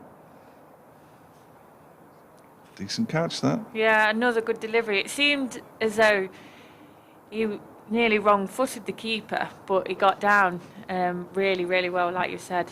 Very good catch, low to the ground, and I think he'll be happy with that. Is that Tom Moore's? Yeah. Taken 2 or 3 catches now, hasn't he? He's got safe That was a hands. toughie. The one from Madsen was relatively straightforward, wasn't it, off Patterson? That was a toughie. And he got down low very quickly indeed. Yeah, like I said, it looked like he was a little bit wrong-footed to start with, and he moved, well, changed direction really well. So yeah, I think he'll be happy with that, and Fletcher will be happy with that as well after that one dropping short to 4th slip a couple of overs ago. Yeah. It's the end is nigh, you feel, as Ben Aitchison strides out. Ben Slater's got his helmet back on, coming short leg, I think. Yeah, they'll be all out attack now, won't they, as the Derbyshire tail makes its way out to the middle. It'll be Ben Aitchison, Sam Connors and George Scrimshaw, not necessarily in that order. I've just been asked to let the studio know how to get in touch with you for this afternoon. I don't think there'll be much happening here this afternoon, in all honesty, but... Tell them my phone will be off. I'll be having a cold one somewhere. Sounds good to me. Water, obviously. Absolutely, yeah. No, I didn't think it was anything else. Next delivery is left alone, or the first delivery to Aitchison, left alone by the new batsman to go through to Tom Moores. 3 more wickets then Nottinghamshire require. They've got 42 minutes thereabouts until the lunch interval in which to get them. And I think 1 more wicket in the lunch interval might even be delayed. So all out attack from Nottinghamshire. 2 wickets now for Luke Fletcher. 2 for 16 overall from 7 overs. 2 for 4 from 3 this morning. That just shows the relentlessness of the Nottinghamshire attack. As this next delivery strikes the pad there. James, little inside edge for Hudson-Prentice, probably saved him. I'm sure Lyndon James would love to join in as well. Not that he's been left out in any way, but having not bowled in the first innings, he will want to pick up a wicket, won't he? Yeah, I don't think he'll mind getting a couple at the end here. Is he a young lad? Looks quite young. Maybe He looks it's just young. our view. They all look here. young to me, though, Leah. Everybody looks young. I'll check. I'll get his age. As that one's wide of the off stump from James and goes through to Tom Moores. Yeah. I believe he is, from what I should have been listening really to Dave Bracegirdle earlier in the match, because I'm sure that he'll have told me his age. Absolutely, yeah. Well, if he is a young lad, obviously it's a great experience for him, having the likes of Fletcher in his side anyway, and having Broad there today. Yeah. Must be brilliant to play with. 22 he is. He bowls now, and that's pushed into the offside by Hudson-Prentice. That's young, isn't it? That is young. It's young for me as well. Yeah, That is. no, I'm getting on a bit now, Dave. Not at all. No, I'm not having that. I've already been called for my second jab. Have you? That's how old I am. Yeah, Worksop born, Lyndon James. Went to Oakham. That's it. He went to Oakham School. Of course he did. Same school that Stuart Broad went to. He's on his way in now from the City end and bowls to Hudson-Prentice, who just pushes it out into the onside. It's all about survival, but really, is there any hope of survival? Of course there isn't. 7 down inside the first hour and 20 minutes. The advice that James must get off the likes of Fletcher, Patterson and Broad as well must be phenomenal. People would pay good money for that, wouldn't they? And he's getting it for free. And getting paid for it. Yeah, exactly. He bowls now and he's driven up to mid-off. Stephen Mullaney does the fielding. Of course, as I said earlier, there's Jake Ball as well in the squad, who is an England international in his own right.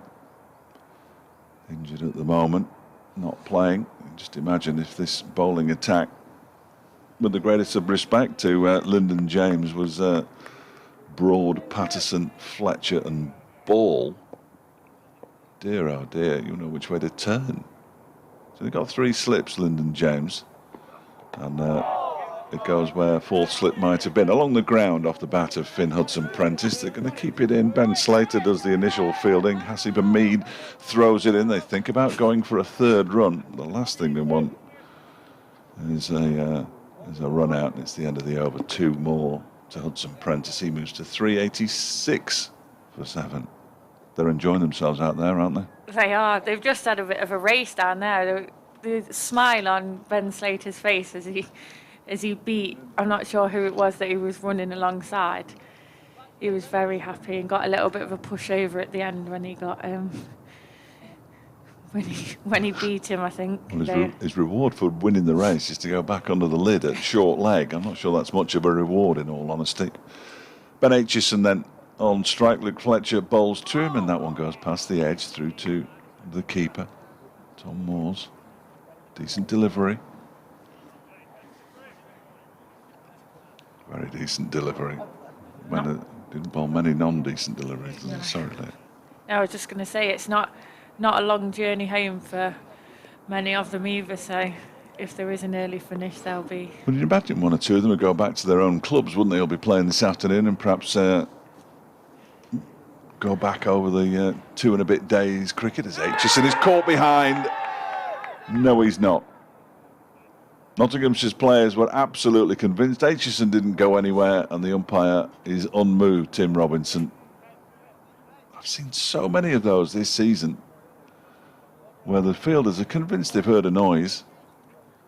The batsman stays there for both for and against Derbyshire in the games that we played this season, and that looked for all money as though Ben Aitchison was on his way, but he's still out there. That won't have improved Luke Fletcher's mood any. A little bit of extra oomph in this one, I fancy, as he bowls, and this one is left alone outside the off stump. I think he had a little word with the umpire as he walked past. I think also the batter will be getting a bit now, won't Yes, he? he will. He will. I think that's to be expected in professional sport, isn't it? Yeah. Try and get the psychological edge if you possibly can. What it's all about. Yeah. Fletcher trudges back to his mark. Mulaney's ready. There we go. He's managed to get the ball back to him now. And Aitchison waits. 4 slips go down. That goes past the edge again. Too good for Aitchison, really. Any chance of nicking one with the almost certain retort from Luke Fletcher as he gets to the end of his follow through. He has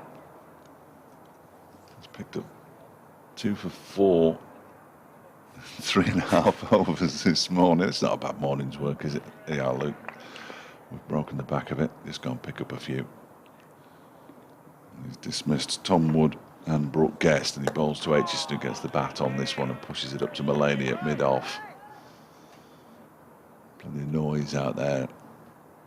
Hard to imagine that Nottinghamshire were being accused of being too quiet, because there has been constant noise, as you might expect, given how on top they are in this contest. And they need just 3 more wickets to secure victory. 35 minutes before the lunch interval. Fletcher is in, and Aitchison, very bottom of his bat, pushes it out to Mulaney at mid-off. The over comes to an end. 86 for 7 with Aitchison yet to get off the mark. Hudson-Prentice on 3, and just Sam Connors and George Scrimshaw to come, which isn't an awful lot of people, or an awful lot of batting. No. Well, we've got Sam Connors, top scorer last innings, to come in. Second top scorer, sorry. scorer. No, that's all right. But no, second top scorer, yeah, not quite enough, I don't think. So a new over from Lyndon James, goes down the leg side. Hudson-Prentice tries to flick it away, but can't. And as a result, it's taken there by Tom Moores. He's a man who's going to be doing a lot of broadcasting in the next half hour as the denouement eventually arrives. Brace Girdle back with us, thanks to Leah Kellogg. We'll have a 12:30 update shortly. Don't do a 12:30 on a Saturday. That one's pushed into the offside by Hudson-Prentice. There's a little old football match, isn't there, happening at Hillsborough? Oh, of course. Apologies, I forgot it was a 12:30 kickoff. So yes. I've just done a quick update, and then they're into footy. Yes. Denouement, where'd you get that one from? It's lovely, that, isn't it? I use it occasionally. Notts been good this morning, or Derbyshire just a little below standard? Notts have been good. Derbyshire have been poor. I think the combination of the two is this one. He's turned into the leg side off a pad though by Hudson-Prentice. And they pick up a leg by to move to 87 for 7. All the plans, of course, were thrust into disarray in the first over, weren't they, with Broad getting those 2 wickets? Yeah. Was it Mike Tyson who used to say they all used to have plans for me, and that was fine until I smacked them in the nose? Yes, they've certainly bloodied Derbyshire's nose in this match. 87 for 7. This next one is left alone outside the off stump by Ben Aitchison, who Nottinghamshire were absolutely convinced they'd got in Luke Fletcher's last over. I don't know about you, but I've seen an awful lot of that, both sides, Derbyshire and opposition, this season, where the fielders have been absolutely convinced that they've got a wicket. I didn't think Fletcher was. Did you not? No. Oh, okay. All those behind the stumps clearly thought they'd heard something, but Yeah. Luke just sort of, what's going on? And turned towards the umpire, just to see. Lyndon James is defended this time by Aitchison, back to him. 22-year-old. He'll be keen to pick up a wicket here, one of the last 3. It's the first time he's bowled in the match. He hasn't been required until Derbyshire was 6 or 7 down in their second innings. I mean, that's how dominant Nottinghamshire have been. That and 383 runs, obviously. 2 low scores as well, so it'd be nice for him to get a wicket or 2. Wood. This one's driven a little aerially into the offside by Aitchison. He's going to get a couple of runs here. They will come back for the second as it's retrieved by Stephen Mullaney. And the over comes to an end. Just a leg by and a couple off the final ball of that over. Aitchison is off the mark with 2. Hudson-Prentice has 11. No, he doesn't. He has 3. And it's 89. I don't know where I got 11 from. 8. I'm looking at the scoreboard as well. 89 for 7. Fletcher to continue, so we've still got half an hour until lunch, and of course we could then be into the scenario, of course, if they're 9 wickets down. Yes.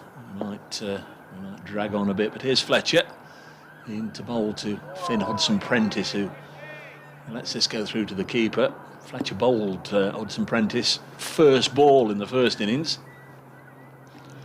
I think Steve Jordan is about to come to me for the 12:30 update. Just say shut up, Brace.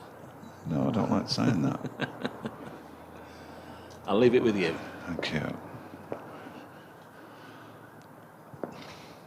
Fletcher. Yes, I wouldn't bank on there being cricket in sports scene this afternoon at all, Steve Jordan, because Derbyshire are currently 89 for 7 since you were last with us. Tom Wood has been dismissed, bowled by Luke Fletcher for 31. He's currently bowling from the racecourse end. Brooke Guest caught behind by Tom Moores, also off Fletcher. He made 10. Derbyshire are subsiding rather rapidly here, and this one could all be over by lunch. Stuart Broad started it all off by picking up 2 wickets in 2 balls in his first over of the morning. Lewis Rees and Leas Deploy for 15 and 0 respectively. Then Dane Patterson took over as Fletcher bowls now to Hudson-Prentice. He just pushes that out into the offside. He dismissed Patterson dismissed Madsen for 21, Critchley for 1, and Harvey Hussain for 0. Derbyshire in complete disarray. They're 381 runs still away from that notional target of 470. They'll do well to get to lunch. They're 89 for 7.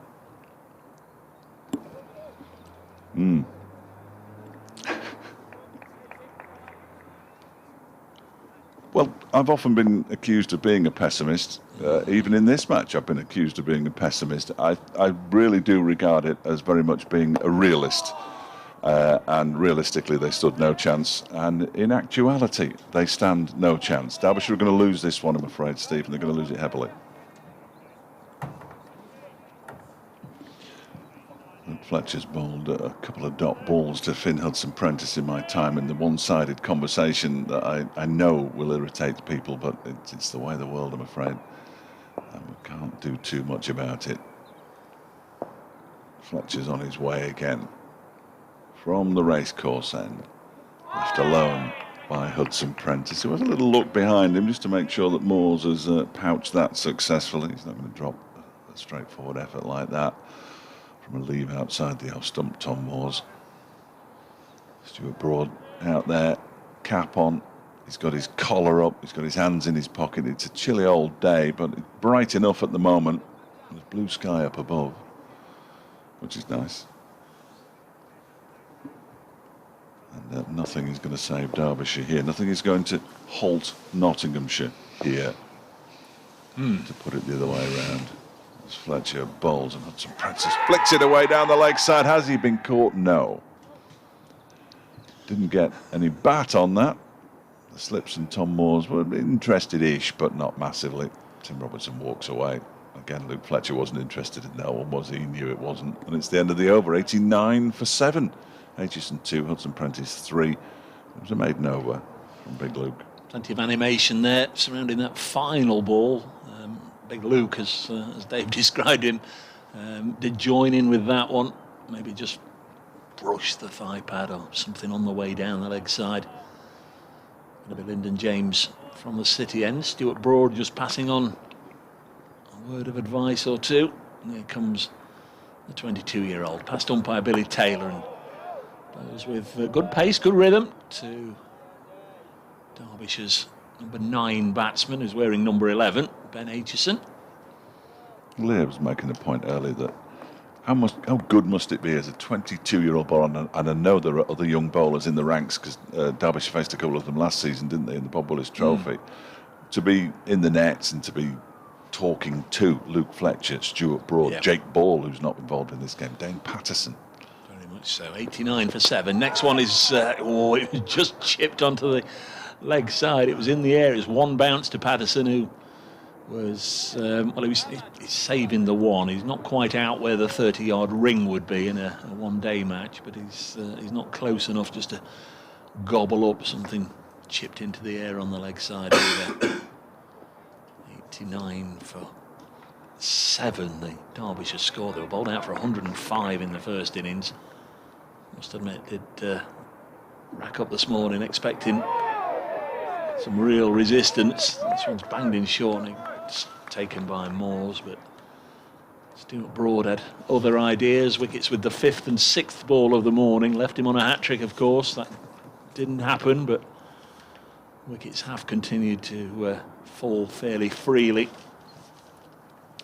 Wickets going down at 26, 26, 53, 57, 63, 77 and 84.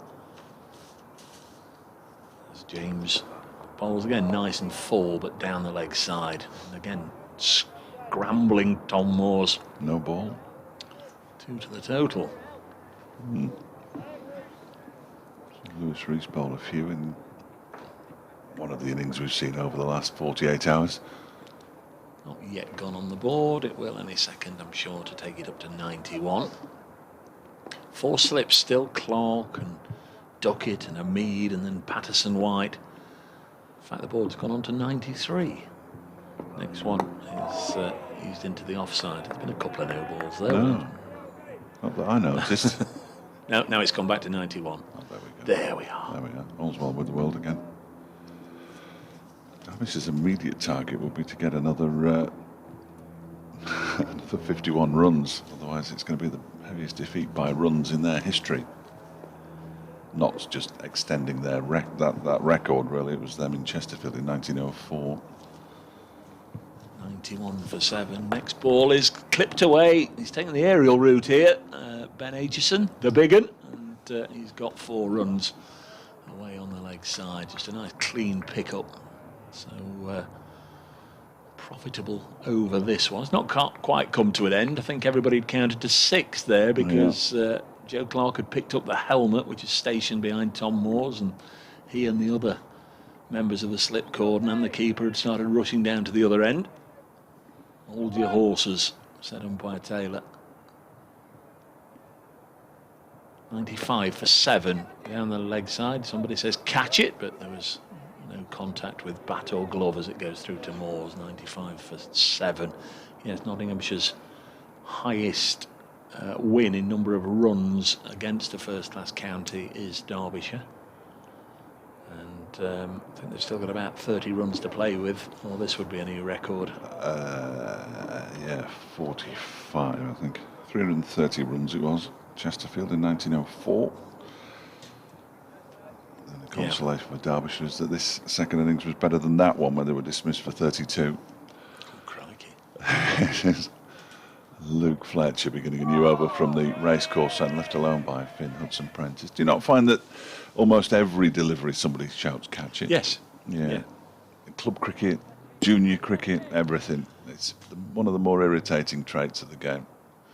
Of course, we're missing the fans dreadfully, but it's often drowned out by the hub, the general chatter, and the clinking of glasses and the rustling of sweet wrappers and picnic hampers being opened. You put pork pies in my mind. This ball from Fletcher is driven up to Broad at mid-on. This is your over, isn't it? It doesn't matter. Don't worry about that. Do apologise. I'll have tomorrow to get over it, don't worry. Stephen Mullaney's coming on shortly. I reckon. Ready, yeah, I reckon. We'll see a bit of Stephen Mullaney. There is this thing about Derbyshire or Nottinghamshire winning the last 5 away matches against Derbyshire. Fletcher almost gets that one through Hudson-Prentice's defences. Big appeal from behind the stumps, but not from the bowler himself. But then there's all this thing we were talking about. Last year's game was technically a Derbyshire home game, so make of that what you will. Some statisticians, I'm sure, will say that last year's game was a Derbyshire home game. I know. It's a weird one, isn't it? It's like the Royal London home game here for Derbyshire against Notts is in fact a Notts home game. Yeah. Semantics.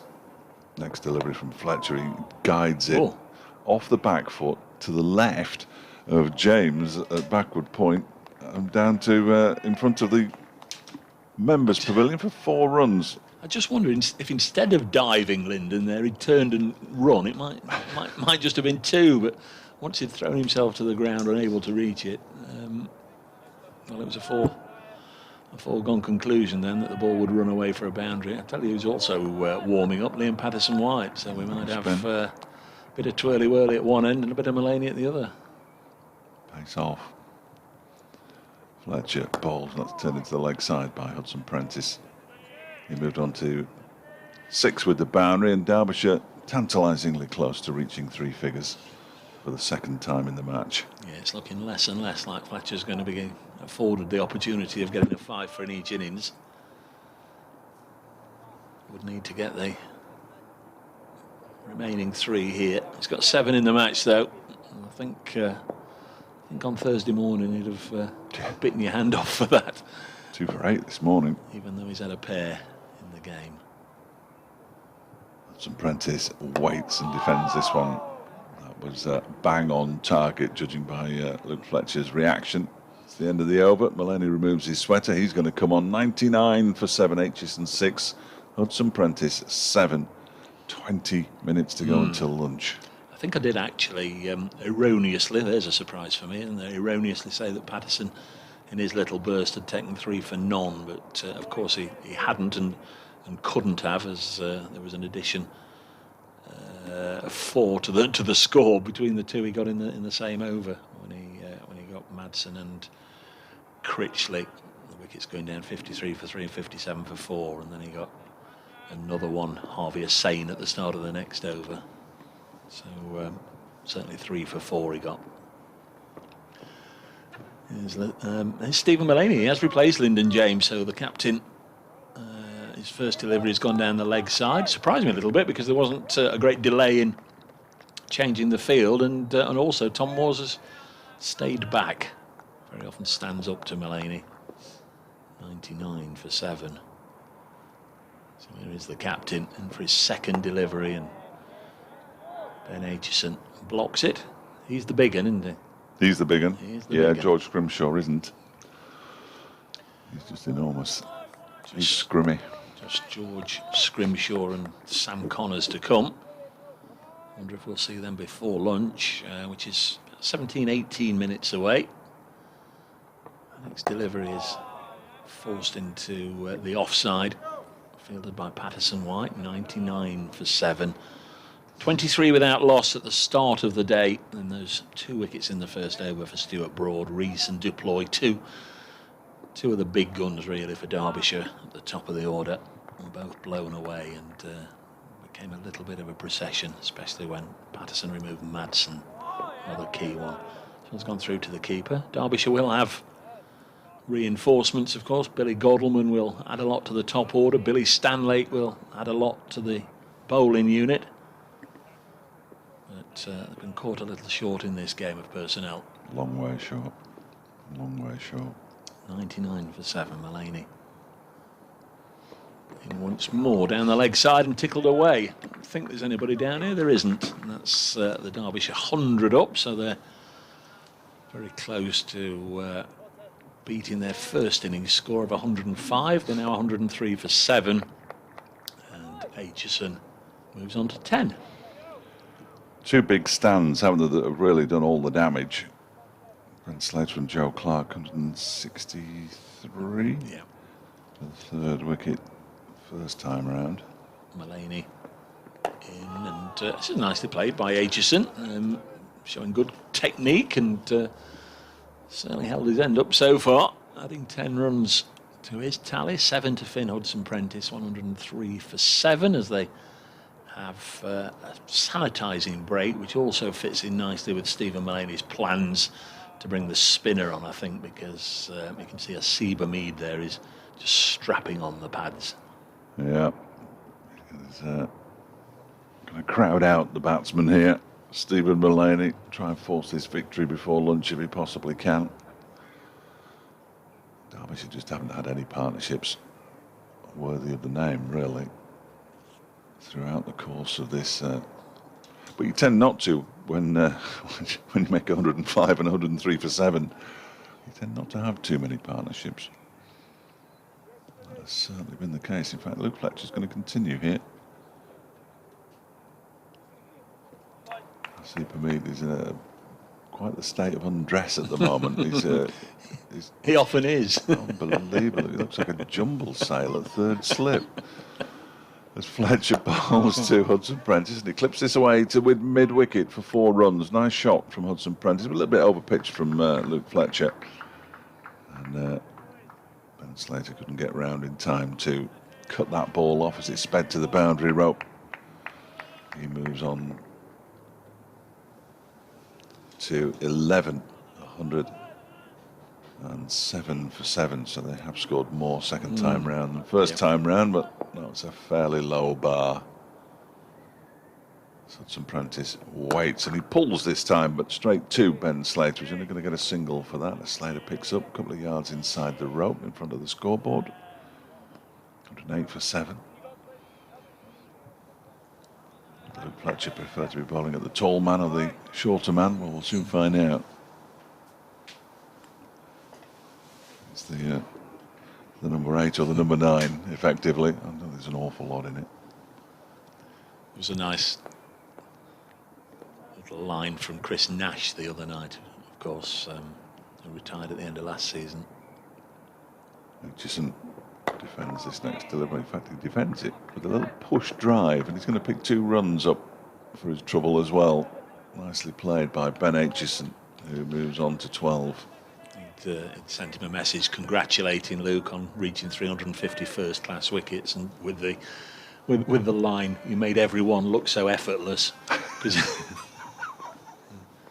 it's Paul Johnson, of course, you know, the former Notts captain. He always says Fletcher runs like he's towing a caravan. Hey, which is another good line. It is. He's on his way in now, and that one's edged down into the ground to the right of 4 slips for 4 runs. I just imagine it just starting to get a bit angry as well now. Yeah.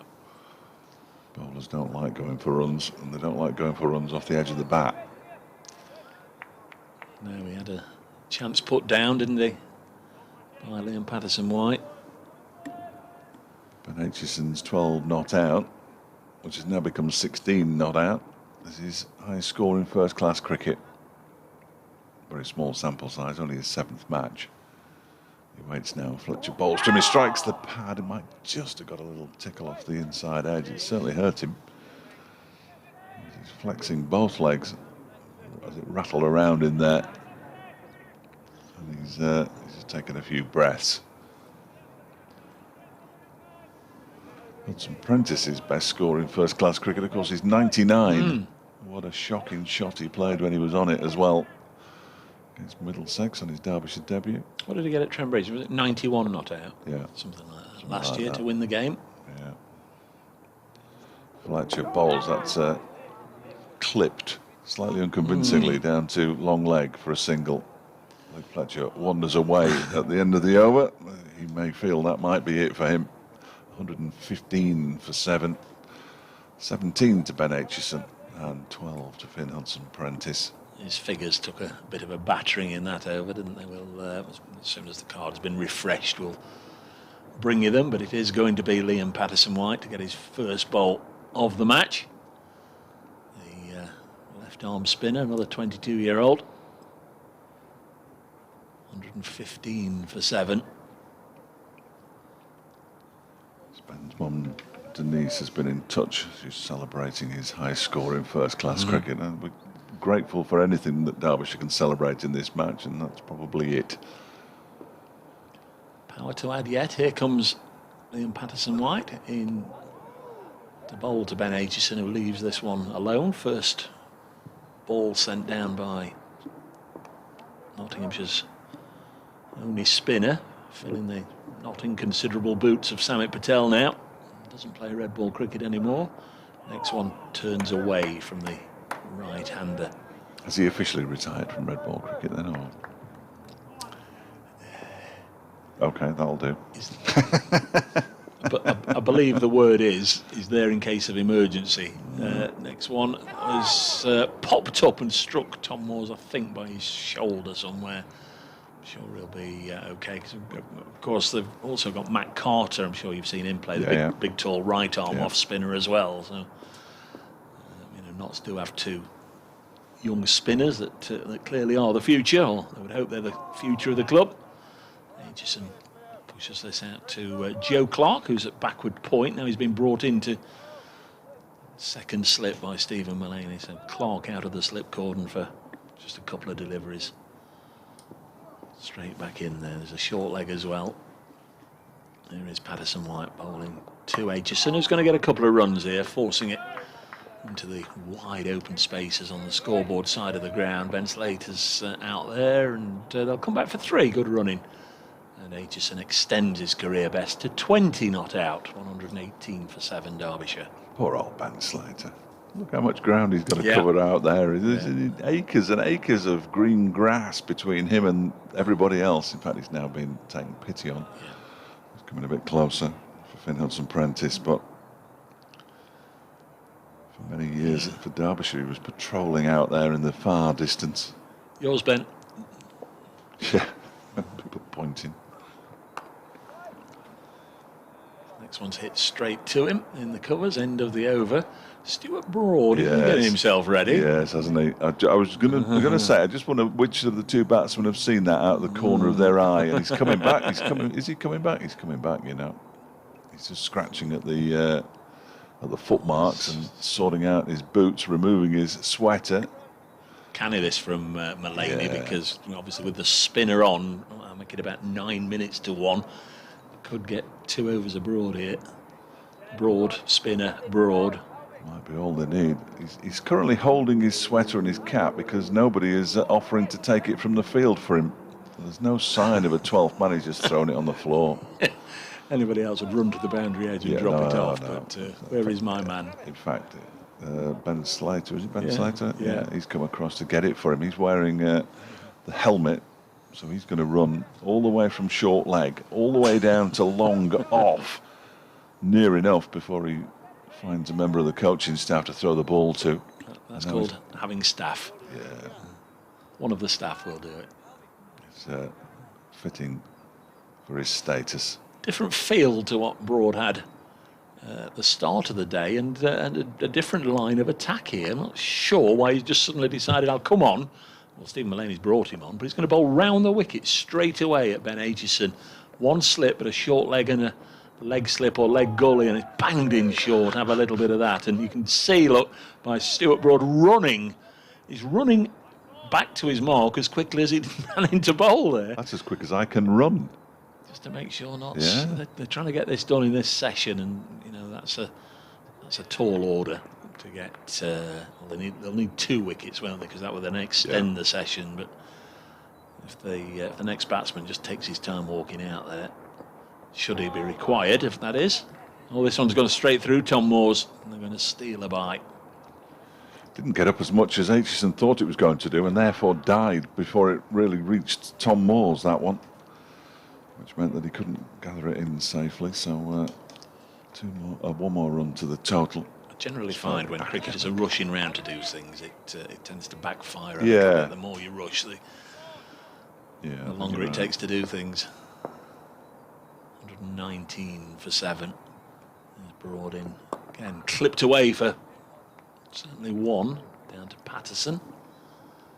Ben Slater's got to be careful, of course, at short leg, because there are 2 more fielders already behind square. Umpire Billy Taylor, who's over at point, will keep an eye on that. But should Slater's right foot just stray behind the line of the crease, then it would be a no ball.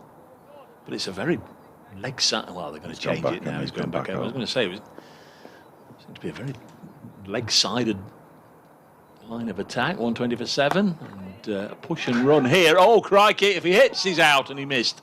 And there'll be an overthrow or 2 here for Aitchison. He's got a 3. Who's that on the field? That looks to me like it's Toby Petman on as a sub-fielder. First time, I think, for the first team, and what an introduction that would have been. As it happens, he'll get a bit of stick. Yes, yeah. First time he's touched the ball as a Nottinghamshire player, he's given overthrows. But trying at the stumps, Toby, for goodness sake. 123 for 7. Former Oxford University captain, fast bowler. Next ball banged in short, and a little bit of limbo dancing from Hudson-Prentice. Lets it go past his nose through to the keeper. It almost felt like Aitchison was that desperate to get off the strike. And he's picked up 3 runs for his desperation due to the overthrows, but he's basically played the shot and ran. Well, he's on for 50 now, isn't he? 23 not out. Yes. He's done the hard yards. Yeah, he's got himself in. 123 for 7. Next ball short, gone straight up in the air. Should be caught by Haseeb, who's at third man, and he does gobble it up. And Broad looking to end the session like he began it, amongst the wickets. It was a top edge from Finn Hudson-Prentice that flew all the way down to the third man fence, where Haseeb had been cutely positioned by Stephen Mullaney. Hudson-Prentice goes for 13, 123 for 8. Decent little partnership there of 39 comes to an end. Stuart Broad grabs yet another one. Good catch in the end. It was right on the deck, and he was had to be wary of where the boundary rope was as well, because he was right out on the boundary in front of the chairman's box at the far end. In fact, so another wicket for Stuart Broad. That's 3 for 33 for him. Did mention the 9 wickets down, Dave. I think I'm right in saying if the game can be coming to an end in half an hour, they can carry on. So even though they're 8 down, and the umpires have just had a chat about that, I think with Steve. Well, they've had a chat with Stephen Mullaney. I think that has now been requisitioned. I think at 7 they will say, now let's go and have a bit of lunch. But I suspect here, because I know you've got lunchtime commitments, I suspect here we might be playing on now until the end of this match. Or until 1:30. Get Leah to warm up the vocal cords again fairly shortly then, after the 1 o'clock update. Do you not believe that's the case? Yeah, no. Well, it makes perfect sense, but then again, often cricket doesn't, does it? Like with the last over of a day's play or the last over of a session, they all wander off. I've never understood that particular. I don't think it's in the laws, is it? It's what are they called? you know what I mean?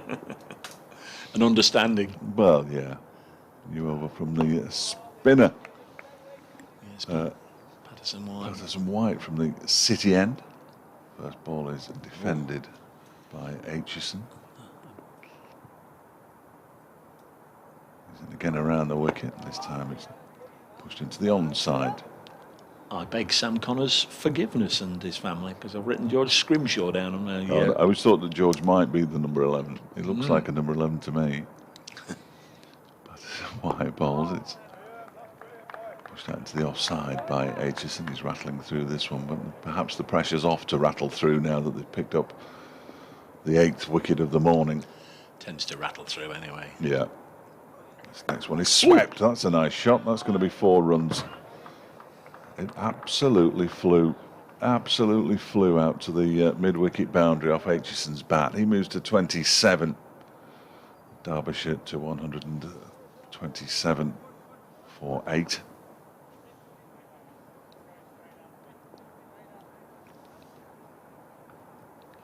Been a little movement in the other games in Group 1. Simon Harmer's got 3 wickets at Worcester now, where Worcestershire 133 for 3. Jake Libby out for 41. Aitchison waits. That's pushed into the offside, back towards the bowler, Patterson White. And at Chesterley Street, Durham have declared 391 for 9 declared. Patterson White in. Played back to him by Aitchison, just the one boundary off the over. Aitchison's move on to 27. Connor's yet to get off the mark, yet to face a delivery, which he will do fairly shortly. And the first person he faces will be Stuart Broad, 127 for 8. About 2 minutes to 1, so this over would have been bowled irrespective, and then we'll, I'm sure, then we'll get confirmation that they're going to stay out there. 127 for 8. Broad will be bowling to Sam Connors. Again, he's going to go round the wicket. Slip, gully, short leg, leg gully. There comes Stuart Broad, 3 wickets already. Bowls way down the leg side, taken by Tom Moores, who's pouched 3 catches today. Wayne Madsen, Harvey Hussain and Brooke Guest. A couple of them from the bowling of Patterson. 1 from Luke Fletcher. Oh, it's the 1 o'clock news on a Saturday that's the funny one. They can't do the update for the cricket in that because it goes on Alexa. Broad past Tim Robinson's right shoulder. Oh, he's dug that in short. Did that strike the batsman? Yeah. If it didn't, he played it remarkably well. Nobody seems to be too concerned. It either got him up round the shoulder area or he did manage to get the gloves up there and defend it down. But either way, it was a brute of a delivery that he's done well to emerge unscathed from. Yeah, he did play it very nicely, but I think he played it off some part of his body. The weather not helping Derbyshire either right now, as the ground is suddenly enveloped in a glow of sunshine. Another one banged in short. This time it was definitely the bat, but he did play it to his credit very nicely indeed down into the ground. 1 bounce to leg gully. Skillfully played. Connors will be walking back at some point to the pavilion, thanking his batsman for allowing him to face Stuart Broad when he's still relatively fresh and in this kind of mood. Connor's normally the number 11. This is why the regulations are as they are, because right now I think Stuart Broad would like to have about 2 or 3 leg slips and leg gullies. Next ball. Well, he's gone outside the off stump here, Connors, and Broad's followed him and again struck him. Broad going back over to conclude the over.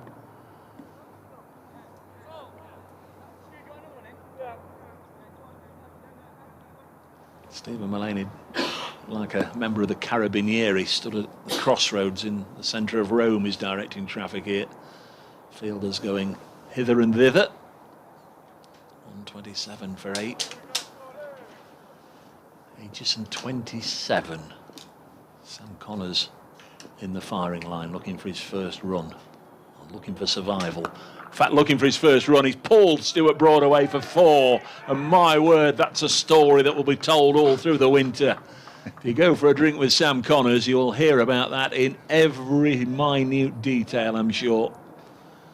Banged it in short, was just coming up, was going to hit me in the nose, and I thought, no. It's a lovely shot. Wasn't it? Yeah. He won't be telling anybody about the previous 4 deliveries that he did well to either fend off or hit him. Maybe the previous 4 gave him an inkling of what to expect. Played it very nicely indeed. This must be the final ball of the over. Don't think it'll be the final ball of the session. Let's have a look. He's gone for a big hit. It's gone through to Moores.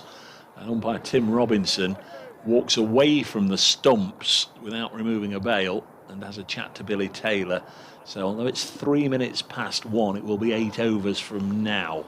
So what are we on, Dave? 38 overs bowled? 30, that was 39 overs of the innings. Yeah. 15 minutes. 15 minutes we've been told by the 15 minutes, yeah. Okay. Yeah. We did have it at Worcester with 9 wickets down. One lunchtime there, and they batted through, and it was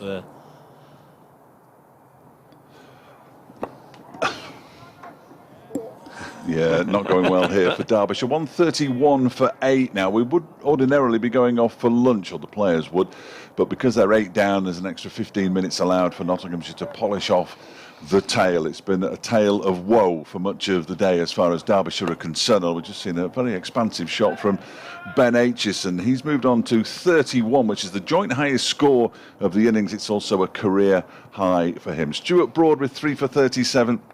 No, Dane Patterson with 3 for 30 and Luke Fletcher with 2 for 32 have done the damage. Derbyshire heading for defeat here. They're 135 for 8. the tail wagging though. Nice blow away on the leg side there as Liam Patterson White begins the over, and this time he's hit for many a mile. 4. That's gone straight down to the city centre. Not quite. It clattered into the white seats at the far end. Big 6. That's a mighty blow from Ben Aitchison, who's now on 37, 141 for 8. And that's going to take a little bit of finding. I think it's probably 4 overs rather than 15 minutes. Might take 15 minutes to fetch this ball back. Lyndon James is, well, it's almost like Annika Rice in Treasure Hunt here. Looking for the clues. The ball in the seat somewhere at the far end, and they're all wishing, I think, they'd gone for lunch as they just try and find the ball. Lyndon James being directed by teammates. Oh, he's now come down the steps and he's going to disappear around the back of the stand, which is undoubtedly something that Ben Aitchison will be even more proud of. Here, back comes Lyndon James. Says it. No, he's not got it. He's not got it. He's not managed to locate it yet. Remember the old Treasure Hunt? You won't, Leah, will you? You've never heard of Annika Rice and Treasure Hunt? No. Annabelle Croft? Don't know what you're talking about. Too young, aren't I? Too young. Well, they used to. No, I won't even go there and start talking about helicopters and Kenneth Kendall and Wincy Willis, the good old days of Treasure Hunt. But safe to say the ball has been lost. It's been hit that far. It's going to need a taxi back from the city centre to find it. But Lyndon James, bless him, without any help from anybody else, has just about now been in every row or on every row of the stand at the far end, as Fletch calls it, the permanent temporary stand. He's been underneath it, he's scuttled about on his hands and knees, he's looked in bins, he's looked behind advertising boards, and not another soul has gone to help him. He's still looking, whilst everybody else is saying, we could be having a dinner now. I think they could bring in some, they've just given the umpire a new one, haven't they? Kevin Shine has come out with a box of balls. The Notts bowling coach handed to Billy Taylor, who says we'll have that one, and Liam Patterson White now get on with things. Lyndon James is back on the field. So there's been a ball whacked somewhere, we know not where, we can't find it. 141 for 3, and Aitchison's on 37. 4 and a 6 start of this over, and the predictable block follows. The Derbyshire angle aside, have you enjoyed what you've seen so far this morning? Yeah, I have. It has been a bit of a bowling masterclass, hasn't it, from Notts today. They've been fantastic. And like I said before, I think we've got the best view in the house, haven't we, to watch it? 141 for 8, and he's gone again. Aitchison, he's got hold of this one. Another 6, second in the over. And this one away through the leg side for half a dozen more. And Crucible Finals weekend, we've got the 147 on the board. 147 for 8 as we're rejoined by listeners to BBC Radio 5 Live Sports Extra. Dave Bracegirdle, Loughborough Lightning all-rounder Leah Kellogg here watching as Liam Patterson-White comes into bowl, and Aitchison, who's hit 2 sixes in this over, has struck this one down the ground, and it's going to clear Lyndon James, who was backpedaling from mid-off and couldn't get there, and he raises his arms. He was very close to that one, but had the best view in the house to see that the ball did cross the ropes on the full, and Ben Aitchison is 49 not out. Terrific little cameo from him, 153 for 8 at the end of the over. Not an over that Liam Patterson-White will look back on fondly. 3 sixes and a 4 in it. Yeah, he's destroyed his figures a little bit there, hasn't he? Aitchison's having the time of his life out there, saying, what have you lot been messing around at, haven't he? So we're in added time here. I think we've got 3 overs now, potentially, before lunch, unless Stuart Broad can finish things off. Here is Broad banging it in short, and Sam Connors showing that he didn't really fancy that as he went battling away, or backing away. I was going to say towards the square leg umpire, but the umpire at that end is point Billy Taylor, because he can't really see round short leg.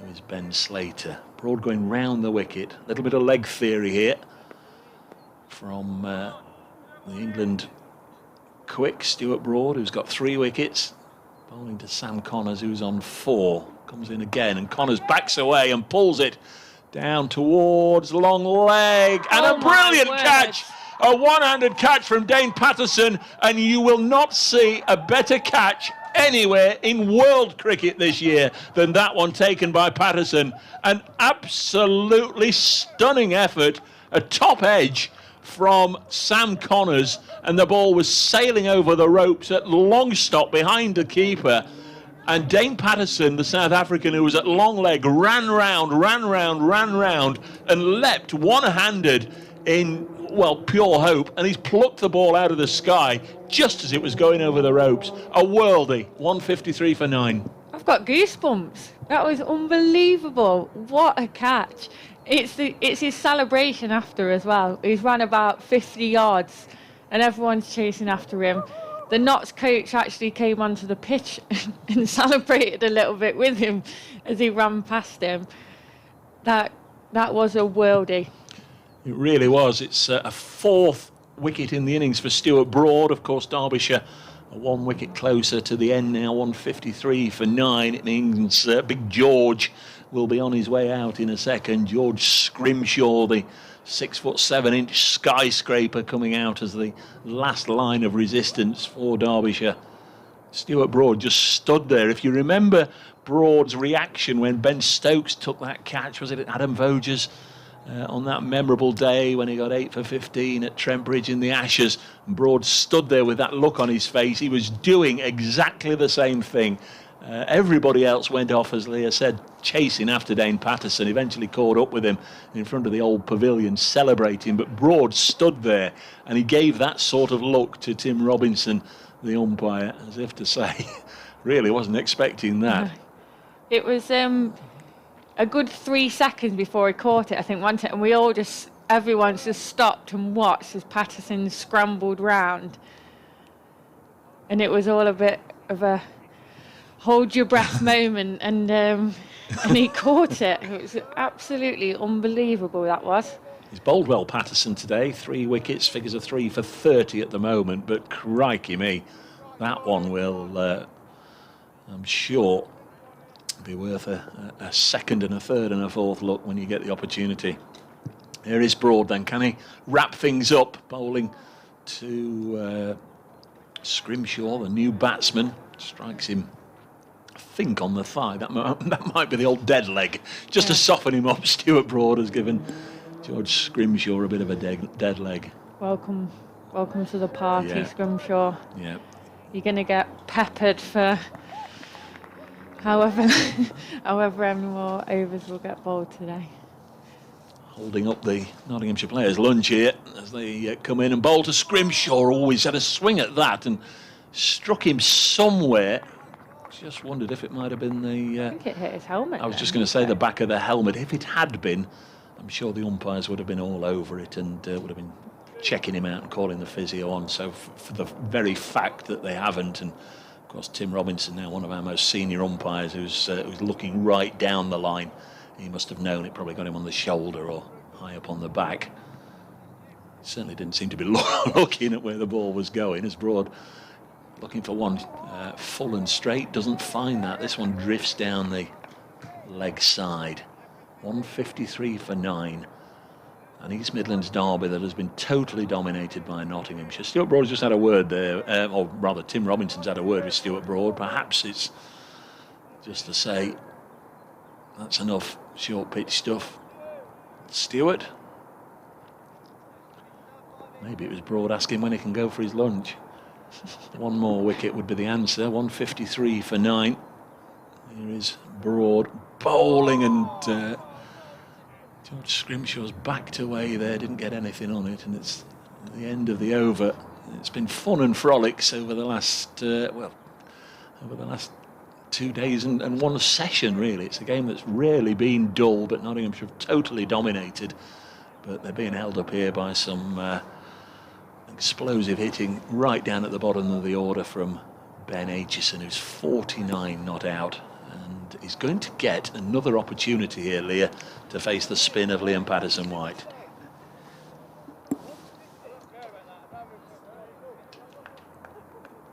Scorer's just giving you a message. How many overs? Last over. One more over before lunch. If my lip reading's skills are good. It's Liam Patterson-White then bowling 2. This could be the end. Ball's gone up in the air. Oh, it's fallen safely. And not only will they take a single, they will take the 50th run of Ben Aitchison's innings. He raises his bat a little sheepishly. He had a bit of a mow at that one, in truth, to the spinner, and just top-edged it over the keeper, and the ball fell in no man's land between Stephen Mullaney and Haseeb Mead.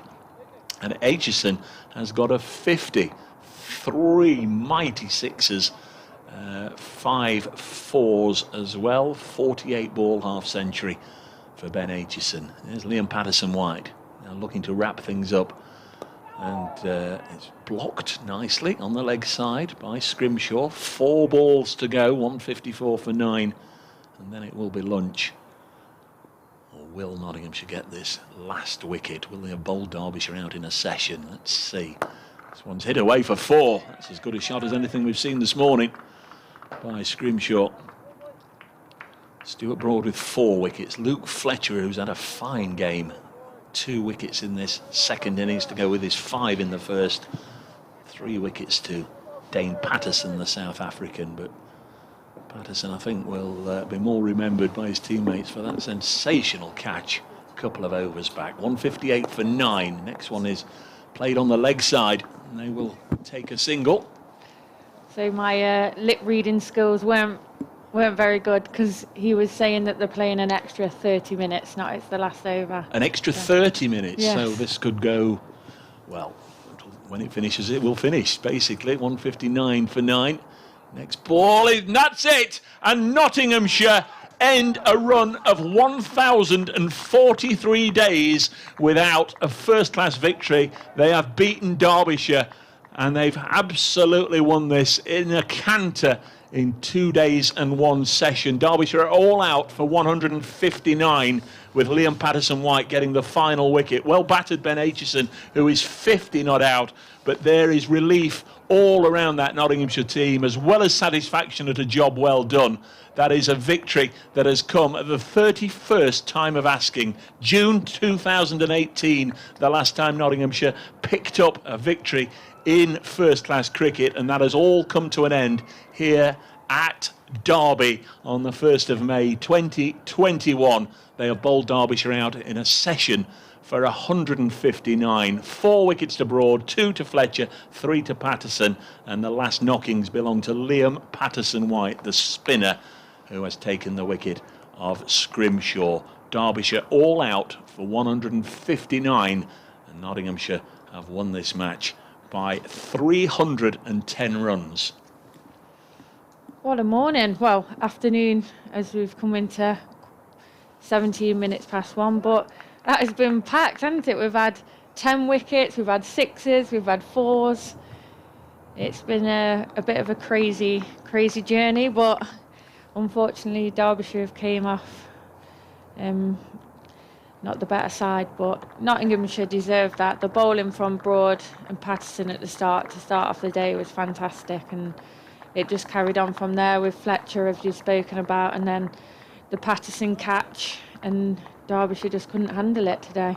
Leah, thanks for your company this morning. Thanks also to Dave Fletcher. So the East Midlands bragging rights go to Notts. They've won this one by 310 runs. To listeners on BBC Radio 5 Live Sports Extra, I'll now return you to Kevin Howells.